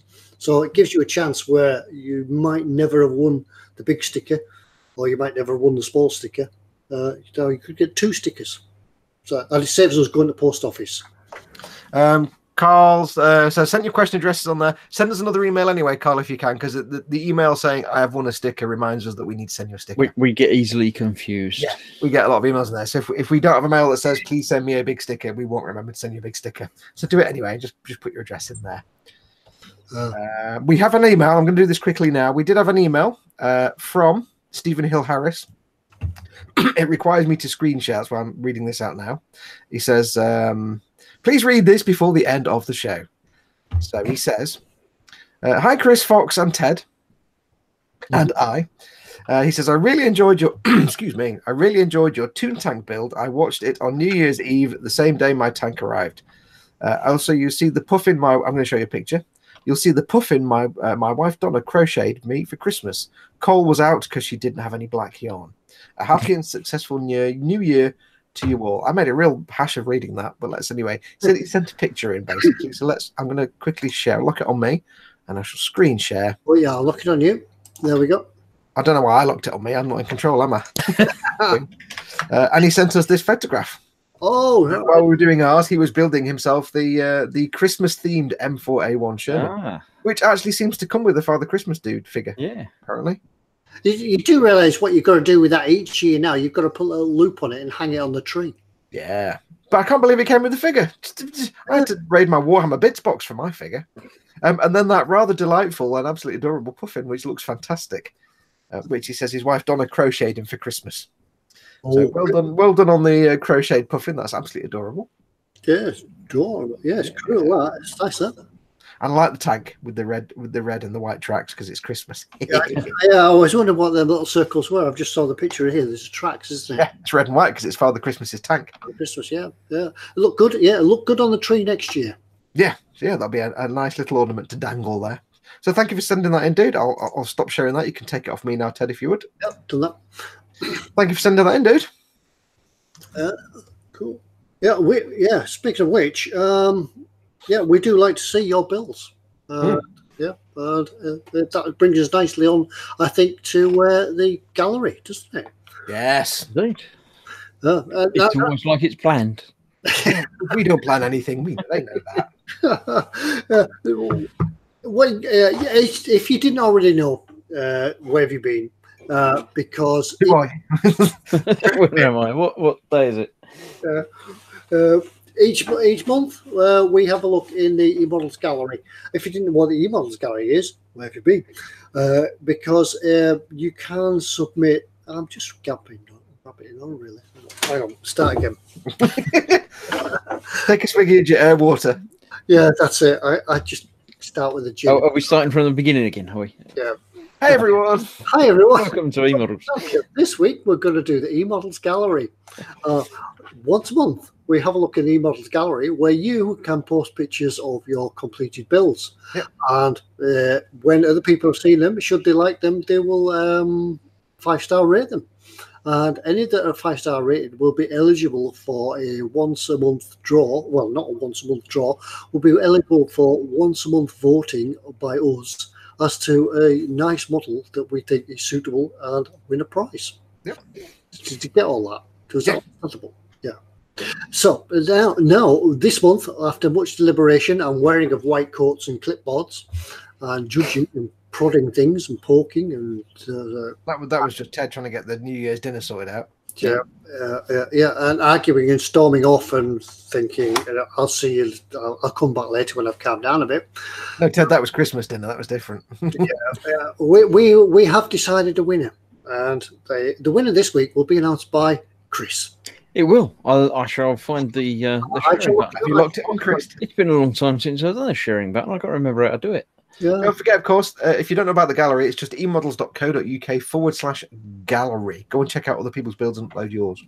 And get rating people's work. Right. This month's winner is Yeah. one of them. Yay! I've got to go to the other screen, haven't I? Because I can't just share it and then look at this. Yes, it's one that Foxx is quite familiar with. It's not the one he built though, because It's my that beloved doesn't get any votes. eagle.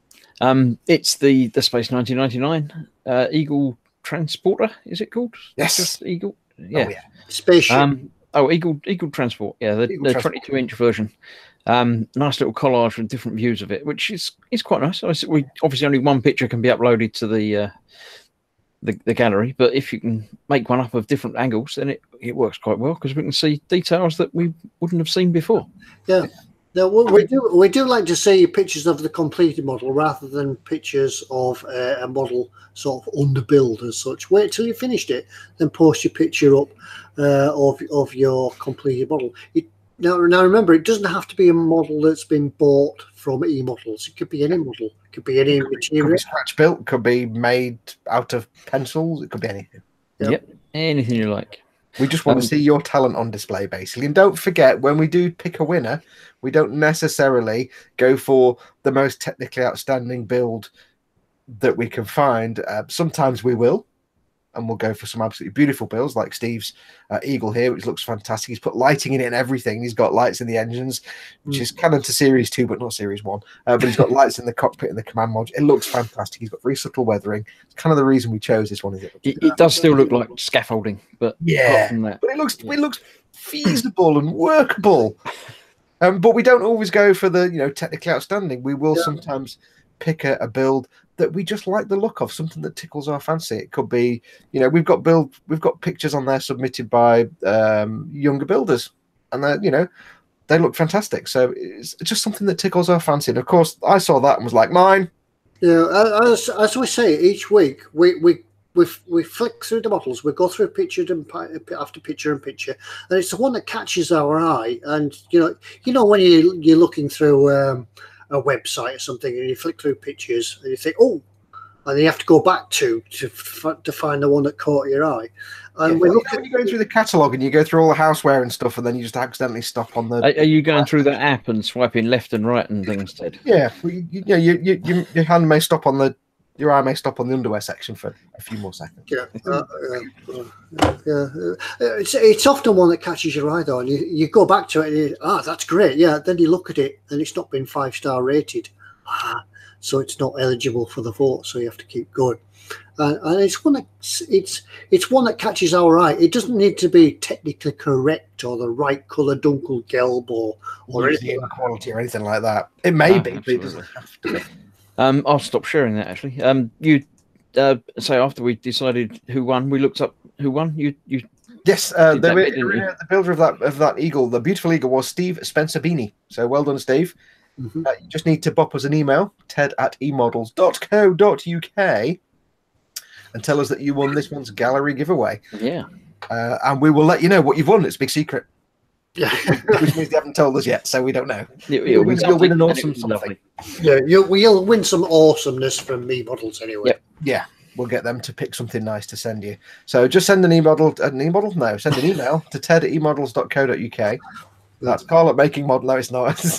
ted@emodels.co.uk, and just say you won the gallery giveaway for this month. And the bribe is still the same address at hang on, yeah, £5 or gin. Yeah. So well done. I was actually, I have to say this, Ted, I was watching an archaeology program yesterday, and they found it was in Ireland. They were looking at, you know, the Celtic bodies they find in the bogs, the bog bodies, like, you know, 2,000-year-old people they find in the bogs all preserved. And they're like, and we've got this person here, and he when we x-rayed him, we saw there were like 300 sloes inside him, like a gin still. And I thought, oh, that's Ted. What? Yeah, it must be a bit disconcerting when you open the bog and there's somebody sat there on the newspaper and dead. Yeah. Right. What else have we got to do? What's in store, Ted? Oh, right. Yeah, thank you for it. Yeah, it's good. What's in store? Yeah, right. You remember that one? Sergeant Bone says Star Trek Steve won with a non-Star Trek ship. Mark Dell says that's a lot of pipe work. Nice work, Steve. Jimmy Bone says, could you have Jar Jar Binks riding a Transformer if you wanted to? Sorry, Azric 9000 said that. Jimmy Bone said, can it be Jar Jar Binks and Transformers? Tank bill prices. Oh yeah, we've got to do them as well, haven't we? Oh yeah, I've got to do that. Yeah. Over to you, Foxx. Over to me. Have you locked it on me, Tedward? I'll lock it on you. Yeah, I shall do more screen sharing. I have the buttons. Okay, so we yes, what we said was last week we asked you to say on the. I need to share the screen. We need you to say on the video which was your favourite of the three bills. I'm just going to refresh the screen so we get all the up-to-date comments. If you've not put a comment on there by now, then I've just refreshed, so you're too late now. Learn to door from I'm trying to wait the advert to go away. Go away, advert. Right, there we go. So, yes, we asked you to put down in the comments which was your favourite of the three tanks, either mine or Ted's or Chris's. And we said we will pull two winners. And if I remember rightly, the prizes we had were a plane. We've got double Chris now. We've got two. Yeah, I disappeared and came back. I didn't click anything on Chris this. break again. It's as soon as someone starts sharing. It's very strange. Yes, we have two prizes. We have a Phantom. Yeah, we've got the Airfix Phantom. Airfix Phantom, and we have a tank of some sort with decals back. I can't remember. A tank with 5 sets of decals. Yes. In fact, you know what I could do? I could scrub forward on this video. We'll probably have the bit where we actually tell you what those were. I bet we don't. I don't. Oh, here we go. There it is. There it is. All right, this Andy. So we have the Etaleri 135th Leopard 2A4 Super Decal Sheet for 5 versions, which we think is the actual tank kit with the decals. We did think at first it was just a decal sheet. Yes, I was about to click on it to expand it, and I can't because it's a still shot. Yeah. So that was one prize, and the prize was the oh, hello. Oh, hello. Hello. There it is. Oh, yeah, no, but it's kind of it's not really there. Just play the video for 10 minutes. Yeah, fix 172nd at McDonnell Douglas FG1 Phantom 2. Yeah, it's a nice kit. This we saw this at Telford. Yeah, well, you don't realise the Phantom is a big plane, so it's still a big kit, even though it's 172nd. So that was the two prizes. So we need to pull some winners. So we got lots and lots of comments. We got, I can't scroll. Why can I not scroll? We've got 45 comments. So I'm going to go to our YouTube random comment. Take the URL for the video. I'm going to go to the YouTube random comment picker. They've had an update on this website. It looks all different now. Oh, it hasn't got no woman with the flowing hair in the background. It's that number 19 pink. I know. They've got rid of the floaty lady in the background. So I'm assuming this is going to work. I've not tried this new version of it. Going to load the comments. It's going to ask you for your credit card number now. Yeah, the bills of adverts all over it. So, are we ready to pick a winner? We need to pick two now. Yes. Yes, we do. Are we doing this for the Phantom or for the tank? What was the first one? The first one was, well, we can do either. What was the first one on the video? That was the tank. The Phantom was the first one. Was it? Yeah. It'll be that one then. So this is for the Phantom. Are you ready? 3, 2, 1. Paul Horner says, got to give it to Chris, but he did have the better kit, not an even playing field. But I'll still take the win. Yeah, take the win anyway, Chris. So well done to Paul Horner. Well done. You've won yourself the Phantom kit. So just drop an email to ted@emodels.co.uk and say that you won the 1/72 scale Phantom. If you want to include in the email, hashtag 06016, that tells you which kit, they know which kit to give you. So Paul Horner, well done. And now we need to pick a randomly picked winner for the Tanky Tank. Yeah, and Paul Horner, if you win it again, we'll redraw it so that you don't. Yeah, you're not going to win both. Yeah, you can't win both. So it's random. So I assume I can just press the button again without reloading it. We'll find out now. I've never done this before. Ready? What can possibly go wrong? Ted, did you comment on this video at all? I don't think I did. Every time I do this, I end up picking up. I did consider doing it, but I didn't. So no. Oh well, let's get the button pressed anyway. 3, 2, 1. Smooth, vote Ted. So well done, Smooth. You've won yourself a Tanky Tank. We think it's a tank. So I came second then. So yeah, you were. Yeah, it seems that way. Or we both won and Fox lost because he cheated. I did not cheat. Oh, middle class. Paul Horner's actually in chat. He says, I never win anything. Yay. Terry was in chat earlier on. I don't know if you're still in chat, Terry. Weaver as well. So said, you know what to do. Send a mail to ted@emodels.co.uk and say you have won the Tanky Tank. And if you want the magic number, it is it is hashtag 6559, the 135th Leopard 2A4. Carl says, well done, Smooth. Your favourite genre. Yeah, thanks. So there you go. So well done to both of those. Yeah. Don't forget, when you've built these models, we want to see them added to the models gallery, and you never know, you could be the chance with the chance of winning another kit. There you go. You can unlock it off me now, Ted, if you would. Oh yeah, I'll do that. Oh yes. Don't want to look at me too much. So well done to those two. Checking the email box. Smoothie's in the chat as well. He says, cool, I like armour. Hey, nice one. There was a quick question that came in. Now, it probably will be a long, drawn-out answer, but we don't have all the information as it's coming up to 20 to 11. I'll quickly get it out of the way now. But I'll answer the question quickly. It's a question from Robert Hyam who mailed in. He says, thanks for the advice from your YouTube videos. I now have a wet palette, the Masters brush soap, an African twin motorcycle, and UMP primer. Hey, see, it pays to listen to us. But he's having a problem. When he puts the UMP gloss primer, it doesn't settle properly. It acts as if the surface is oily and forms into rings on the surface. He's tried different surfaces and cleaned them all with various different things. Doesn't make any difference.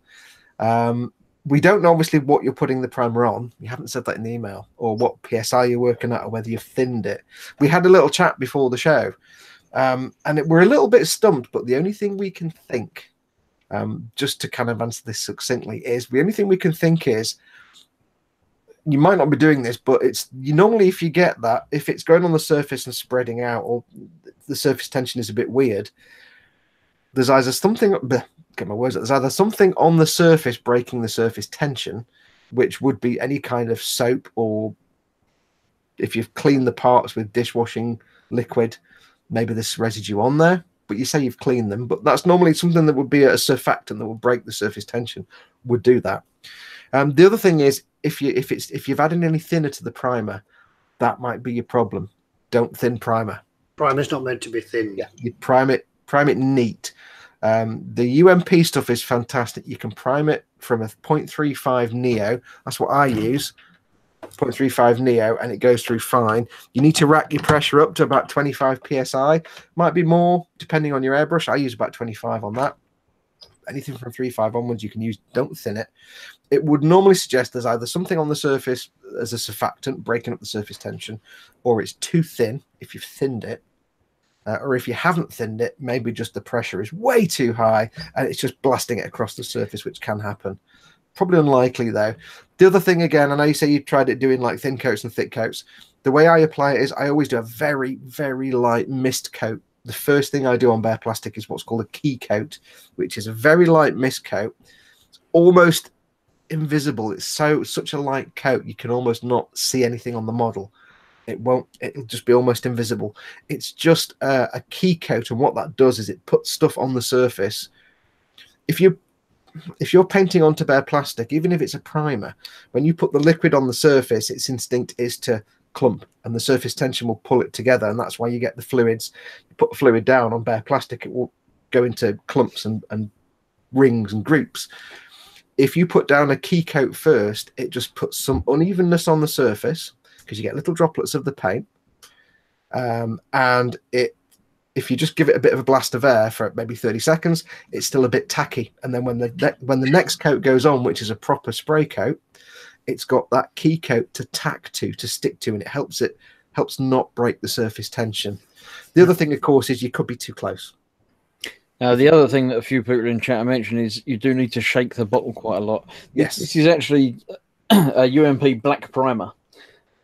It's actually a bottle I haven't even opened yet, and you can see it's half black and it's half white. It just settles while it's sitting on the shelf, but even shaking it a little bit, and it soon goes back to almost where it should be. But you really need to shake them. Yeah. So if you've not used it for a while, shake the hell out of it. Yeah, I would say if you can, get yourself on Amazon and get yourself some stirring balls, some little either glass or stainless steel balls. Just put a couple in. I've got some in mine. It's over there. And when you shake it, it agitates the paint. You do need to shake it a lot. So it could be it's thinned out like that. You've not got it fully mixed. It could be you've added thinner to it if you have don't. But I would say before you do anything else, try it again on a bit of spare plastic. Shake the living crap out of it. Get something in there to agitate it, maybe even just a bit of sprue or some bits of plastic, anything just to agitate the paint. And do a very light misty key coat first. A key coat is always your trick. Yeah, let that dry. Yeah. A couple of people in there also saying you can warm it first, dunk it in some hot water for 15 minutes, and then you can spray it actually at a lower pressure as well. Yeah, that it does help it actually flow through your airbrush. It thins it without thinning it. Yeah. So it could be, the thing is difficulty is without knowing every single factor. It could be an issue with your airbrush. It could be moisture. It could even be, say, moisture in your airline. If you've not got a moisture trap on your compressor or on your actual airbrush, it could be something as simple as you getting water in your air. So there's a million different things it could be. You want to eliminate all that. So get a moisture trap if you haven't got one, either end or both. Don't thin it. Do a key coat first. Make sure you're not right close to it. You want to be, when I prime something, I tend to be about that far from the part. Keep the brush moving. Don't hold it in one place. If you just go like that, it's just gonna push it all away and build up. And just get lots of practice in. It is very forgiving, that primer. I love the UMP stuff because you can just go and it just primes it beautifully. I did. I primed the sword for the Strike Rouge, which is a Strike Mauve Gundam, and that's just a gloss black primer before I do some C1 metallizer. And I just literally did a key coat. Gave it a blast of air for 30 seconds and then went with the black. I didn't think about it. I just went blap. There you go. And it settles nicely. So key coat is the key thing. But it's it's hard to answer that kind of question because you don't know all the different variables. But key coat. Hopefully we'll give you a few ideas there. If you still get stuck, give us a shout back. Yeah. Or what you could do, I know that the guys from UMP do have the Facebook pages and places like that. You could just drop them an email direct and see if there's been any issues with the paint. I'm sure there hasn't been. No, I've not heard of any bad batches or anything like that. But it could, if there is an issue with that particular bottle, if it's perhaps something in that particular, it's probably something. If there's an issue with it, it'll be something obviously the guys at UMP have come across before. So pop onto their Facebook page or their website, just say, "Hey guys, this is what this primer's doing. What am I doing wrong?" And they'll be like, "Oh yeah, this is what you need to do." I do remember something about, I don't think it was primer, some paint that there was an issue with it. They discovered that some shipment of it had been frozen or something in transit. I think that went through a cold winter or something. I think that might have been ammo. I think it has that caused some problems down the line with people. But I say, yeah, I think that was ammo. But it's not impossible for batches of product to be affected like that. So it could be that. It could be a million different things. But if you're still having problems, give us a shout, or I say get in touch with the guys at UMP on their Facebook or through their website. Because if it's an issue that they'll be aware of, and they'll be like, yeah, you just need to do this, this, and this. And it is simple to use. It's a beautifully simple, almost idiot-proof product, the UMP primers, because it's the same as the Steinar Res and the ammo stuff. It's all the same product. I adore it. But you can still do things wrong. It's still possible to get it a bit wrong and things go wrong. So if you do get stuck, give them a shout.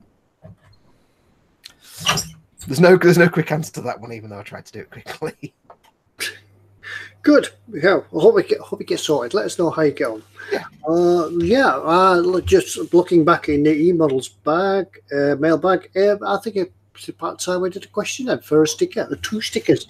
Yeah. Yeah. So we're not doing double stickers and giveaways and things as we used to do. We'll give I'll find them. We'll give you the 2 stickers in the 1 envelope. Yeah. Yep. To save our sanity, we're just going to do 1 winner, but you win both stickers. Yeah, win both stickers. And it saves having to buy a stamp as well.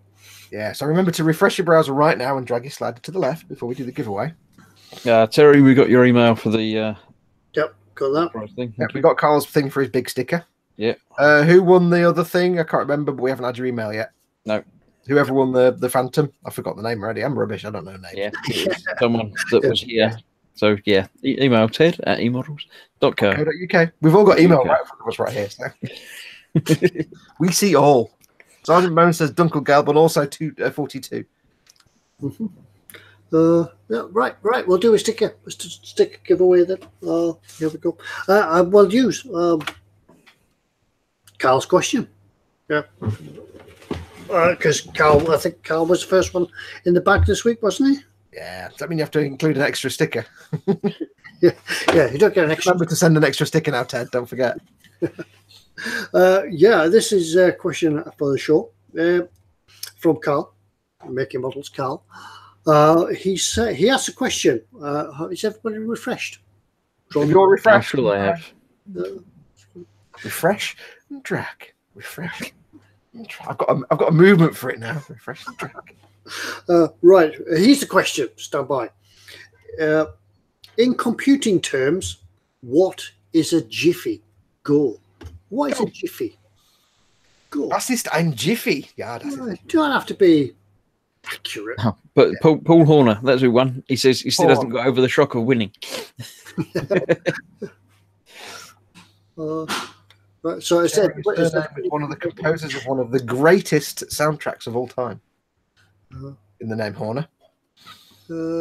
Picture about half a mo, a JPEG, a Jiffy peanut butter, a picture, a millisecond. Oh, I know the answer, says Shadowland Scale Model, but then doesn't write the answer. Is Stephen Hill Harrison a millisecond? Is that right? I don't know. I forgot what the answer was. Yeah, in computing, the Jiffy is a duration of 1 tick of the system. It's a measurement of time.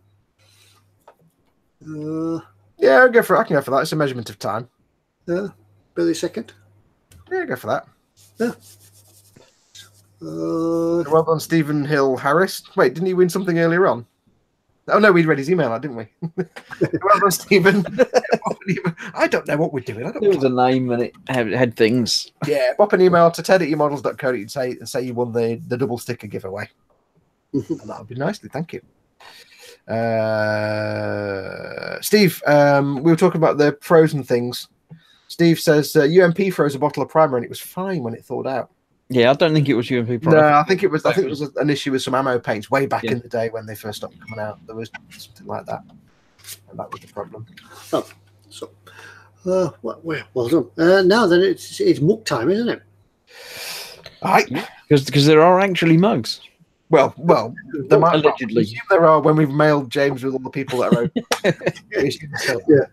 might not be. Yeah, when we email James and tell him. Sergeant Barry says he's still waiting for a big sticker from last time. Send us another email. Yeah. And Lynn says, bummer, I still haven't won a big sticker yet.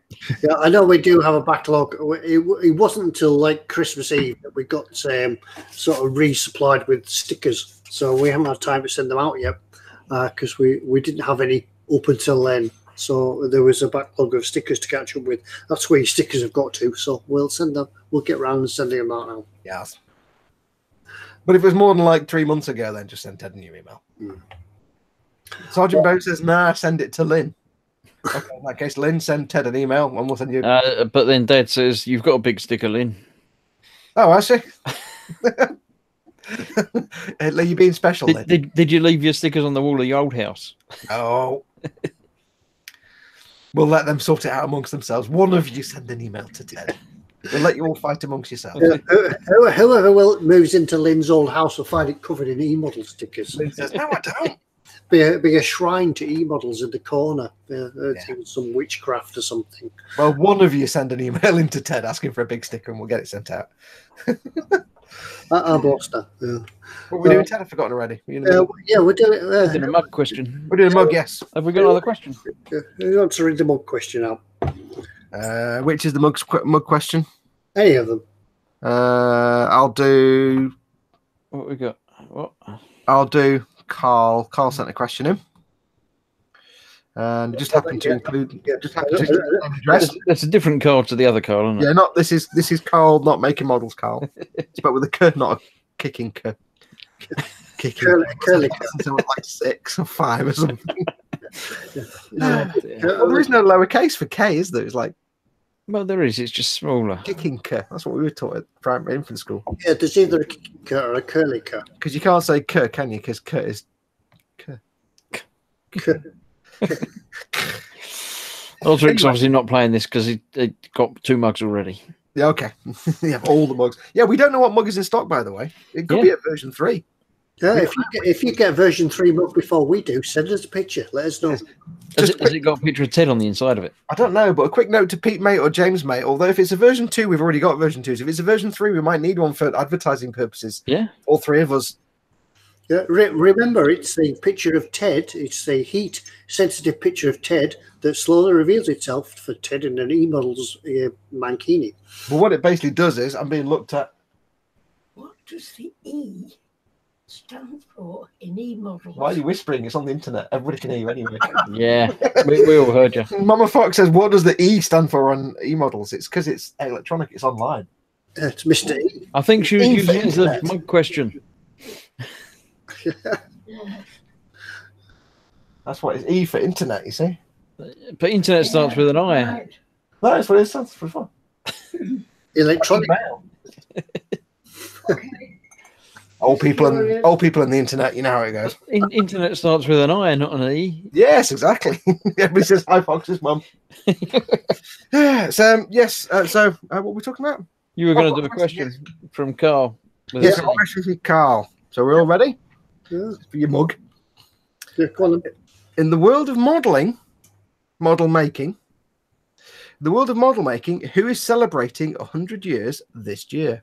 Go. Oh, cool. I know someone else that's celebrating 100 years this year, according to the shop I went into earlier.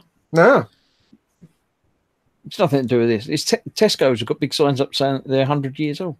Yeah. So they're the same age as this. Everybody's basically saying Ted. I like that. I resent that remark. Shadowland says, oh, I know the answer to this as well. It's quiet dog. Shh, I'm trying to type. Shh, no, I've gone and forgotten. Oh, hold on. Jamie Bone says, Humbrol. Well done. It is Humbrol. Apparently they are 100 years old. And if you've ever tried to open one of their enamel paints after 6 months, yeah, it feels like it's about 100 years old. I don't know that Jamie's still waiting for mugs, so that'll be another mug on its way. Yeah, 2 mugs. So well done, Jamie. The answer is Humbrol. So send an email to ted@emodels.co.uk. So you won an mug, and we'll get you on the list for an mug. We'll get you an mug sent out. Yep. Lord Barkley says, my mother-in-law. Yeah. And then we read that out live on the internet. Yeah, but she's probably not watching. Yeah, probably not. You never know. Uh, Mark Dale says their first batch of paint is nearly dry. Zing! The burn. yeah, I think I've still got some of the 100-year-old pots. Yes, I had to try and open an old pot of about a 10-year-old pot of Tamiya paint the other day, and that involved tools. We've actually got Humbrol ones, the ones that had your little screwdriver on the top, the little metal things. That the Humbrol ones, but the Tamiya ones are a nightmare. We've got a thing in the kitchen for opening cans, like you clamp it on, and it only ever gets used for Tamiya paint pots. We've had it for about 20 years. Jamie says, another mug. I can use one for tea and one for decaling. Yes. Yeah, but we do like keep to think them separate. I was going to make a joke. I thought that when I started using Humbrol paint, they were as old as I am now. Okay, that's weird. Yeah, I was going to make a joke and say, I imagine that the version 3 mug is if you put tea in it, you get a picture of Chris. If you put coffee in it, you get a picture of me. If you put gin in it, you get a picture of Ted looking really happy. Both sides. Yeah, I think it's a picture of one of us in the bottom of the mug, so that when you said put them off. There's something in my coffee. Oh. Or if it's me and you put tea in the cup, I just get this grumpy look on my face. JS Idaho says, hello all. Hello. Welcome, JS Idaho. Yeah, thank you for that. You missed all the giveaways and all the good content. There was good content. I don't know, probably. Somebody might have liked it. Right. I think we've about reached the end of the show. Have we, Ted? We've done the stickery things. We've done the stickers. Yeah, Yeah, we've done the stickers, we've done the book. We've had a packed show this week because we've had the gallery giveaway as well. So we'll look for that. So yeah. So next week we'll come back and we'll do it all again. Yes. Do keep an eye out. I'm hoping at some point this week, maybe in the next 7 days or so, if I'm lucky and if I can time it right, I might be able to make a start on Das teeny tiny Gefahrten U-Boaten Gefahrten mit teeny and the squidgy. I don't know. It might be more than in the next week, but they're going to try and make a start in the next week or so. So keep an eye on the eModels YouTubes for that in the next week or two, I'd say. And likewise, I'm going to try and make a start on the U-boat again, part 10. What I'm going to do yet, I still haven't decided. I might do a bit of a recap where we're up to so far, because it's been quite a long process. Previously on Ted's U-boat. Ted, will your U-boat fit in that box? I don't think a section of the U-boat would fit in that box. I think you could put that U-boat in Ted's. I think this U-boat is probably about as big as one of the figures in your U-boat. I think one of your torpedoes would be about as long as this U-boat. Yeah, it would be, yeah. Let's have a quick look inside the box and just see how big this is. I know Dad started on his U-boat, so that'll be good to see when that comes in. It is. Yeah. Yeah, we could get that in the torpedo room. Yeah. I was looking to see if there's like a hatch on the top I can get a Warhammer figure in, but I don't think I can, so. But I love the fact I get the U-92 Laughing Sawfish. That's made my day, that has. Cool. Yeah, we look forward to seeing that. You probably have, you'll obviously have that finished before I'll finish mine. Yeah, it won't take that. I'll do a realistic paint job with proper weathering and streaking and everything, observing how U-boats actually weather. Because I put lots of research that I did when I did the last one. So I'll make it as realistic as possible when it's like that shape. Lynn Dibble says, I'm going to leave now. My computer keeps buffering. So great show, guys. Catch you all next time. Bye. So, hope everybody gets sorted. So, right, we'll leave it till there's Foxx frozen. Yeah, Foxx is frozen. Am I frozen? No, you're still there. Look.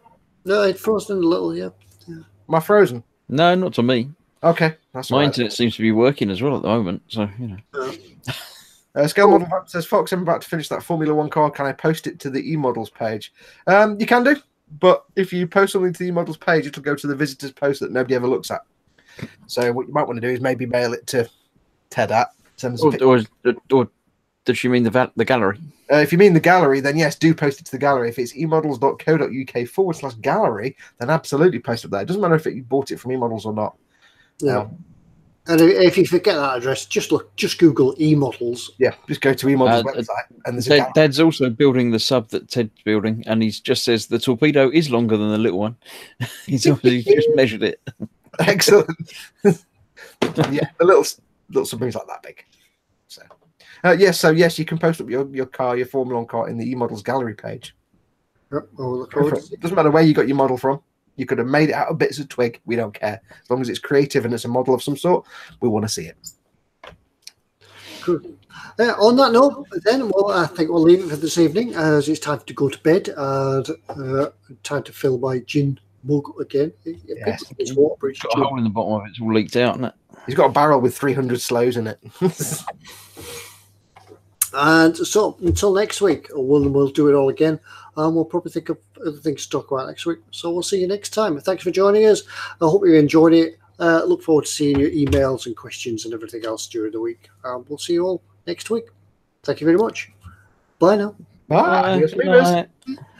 Bye. Press the button.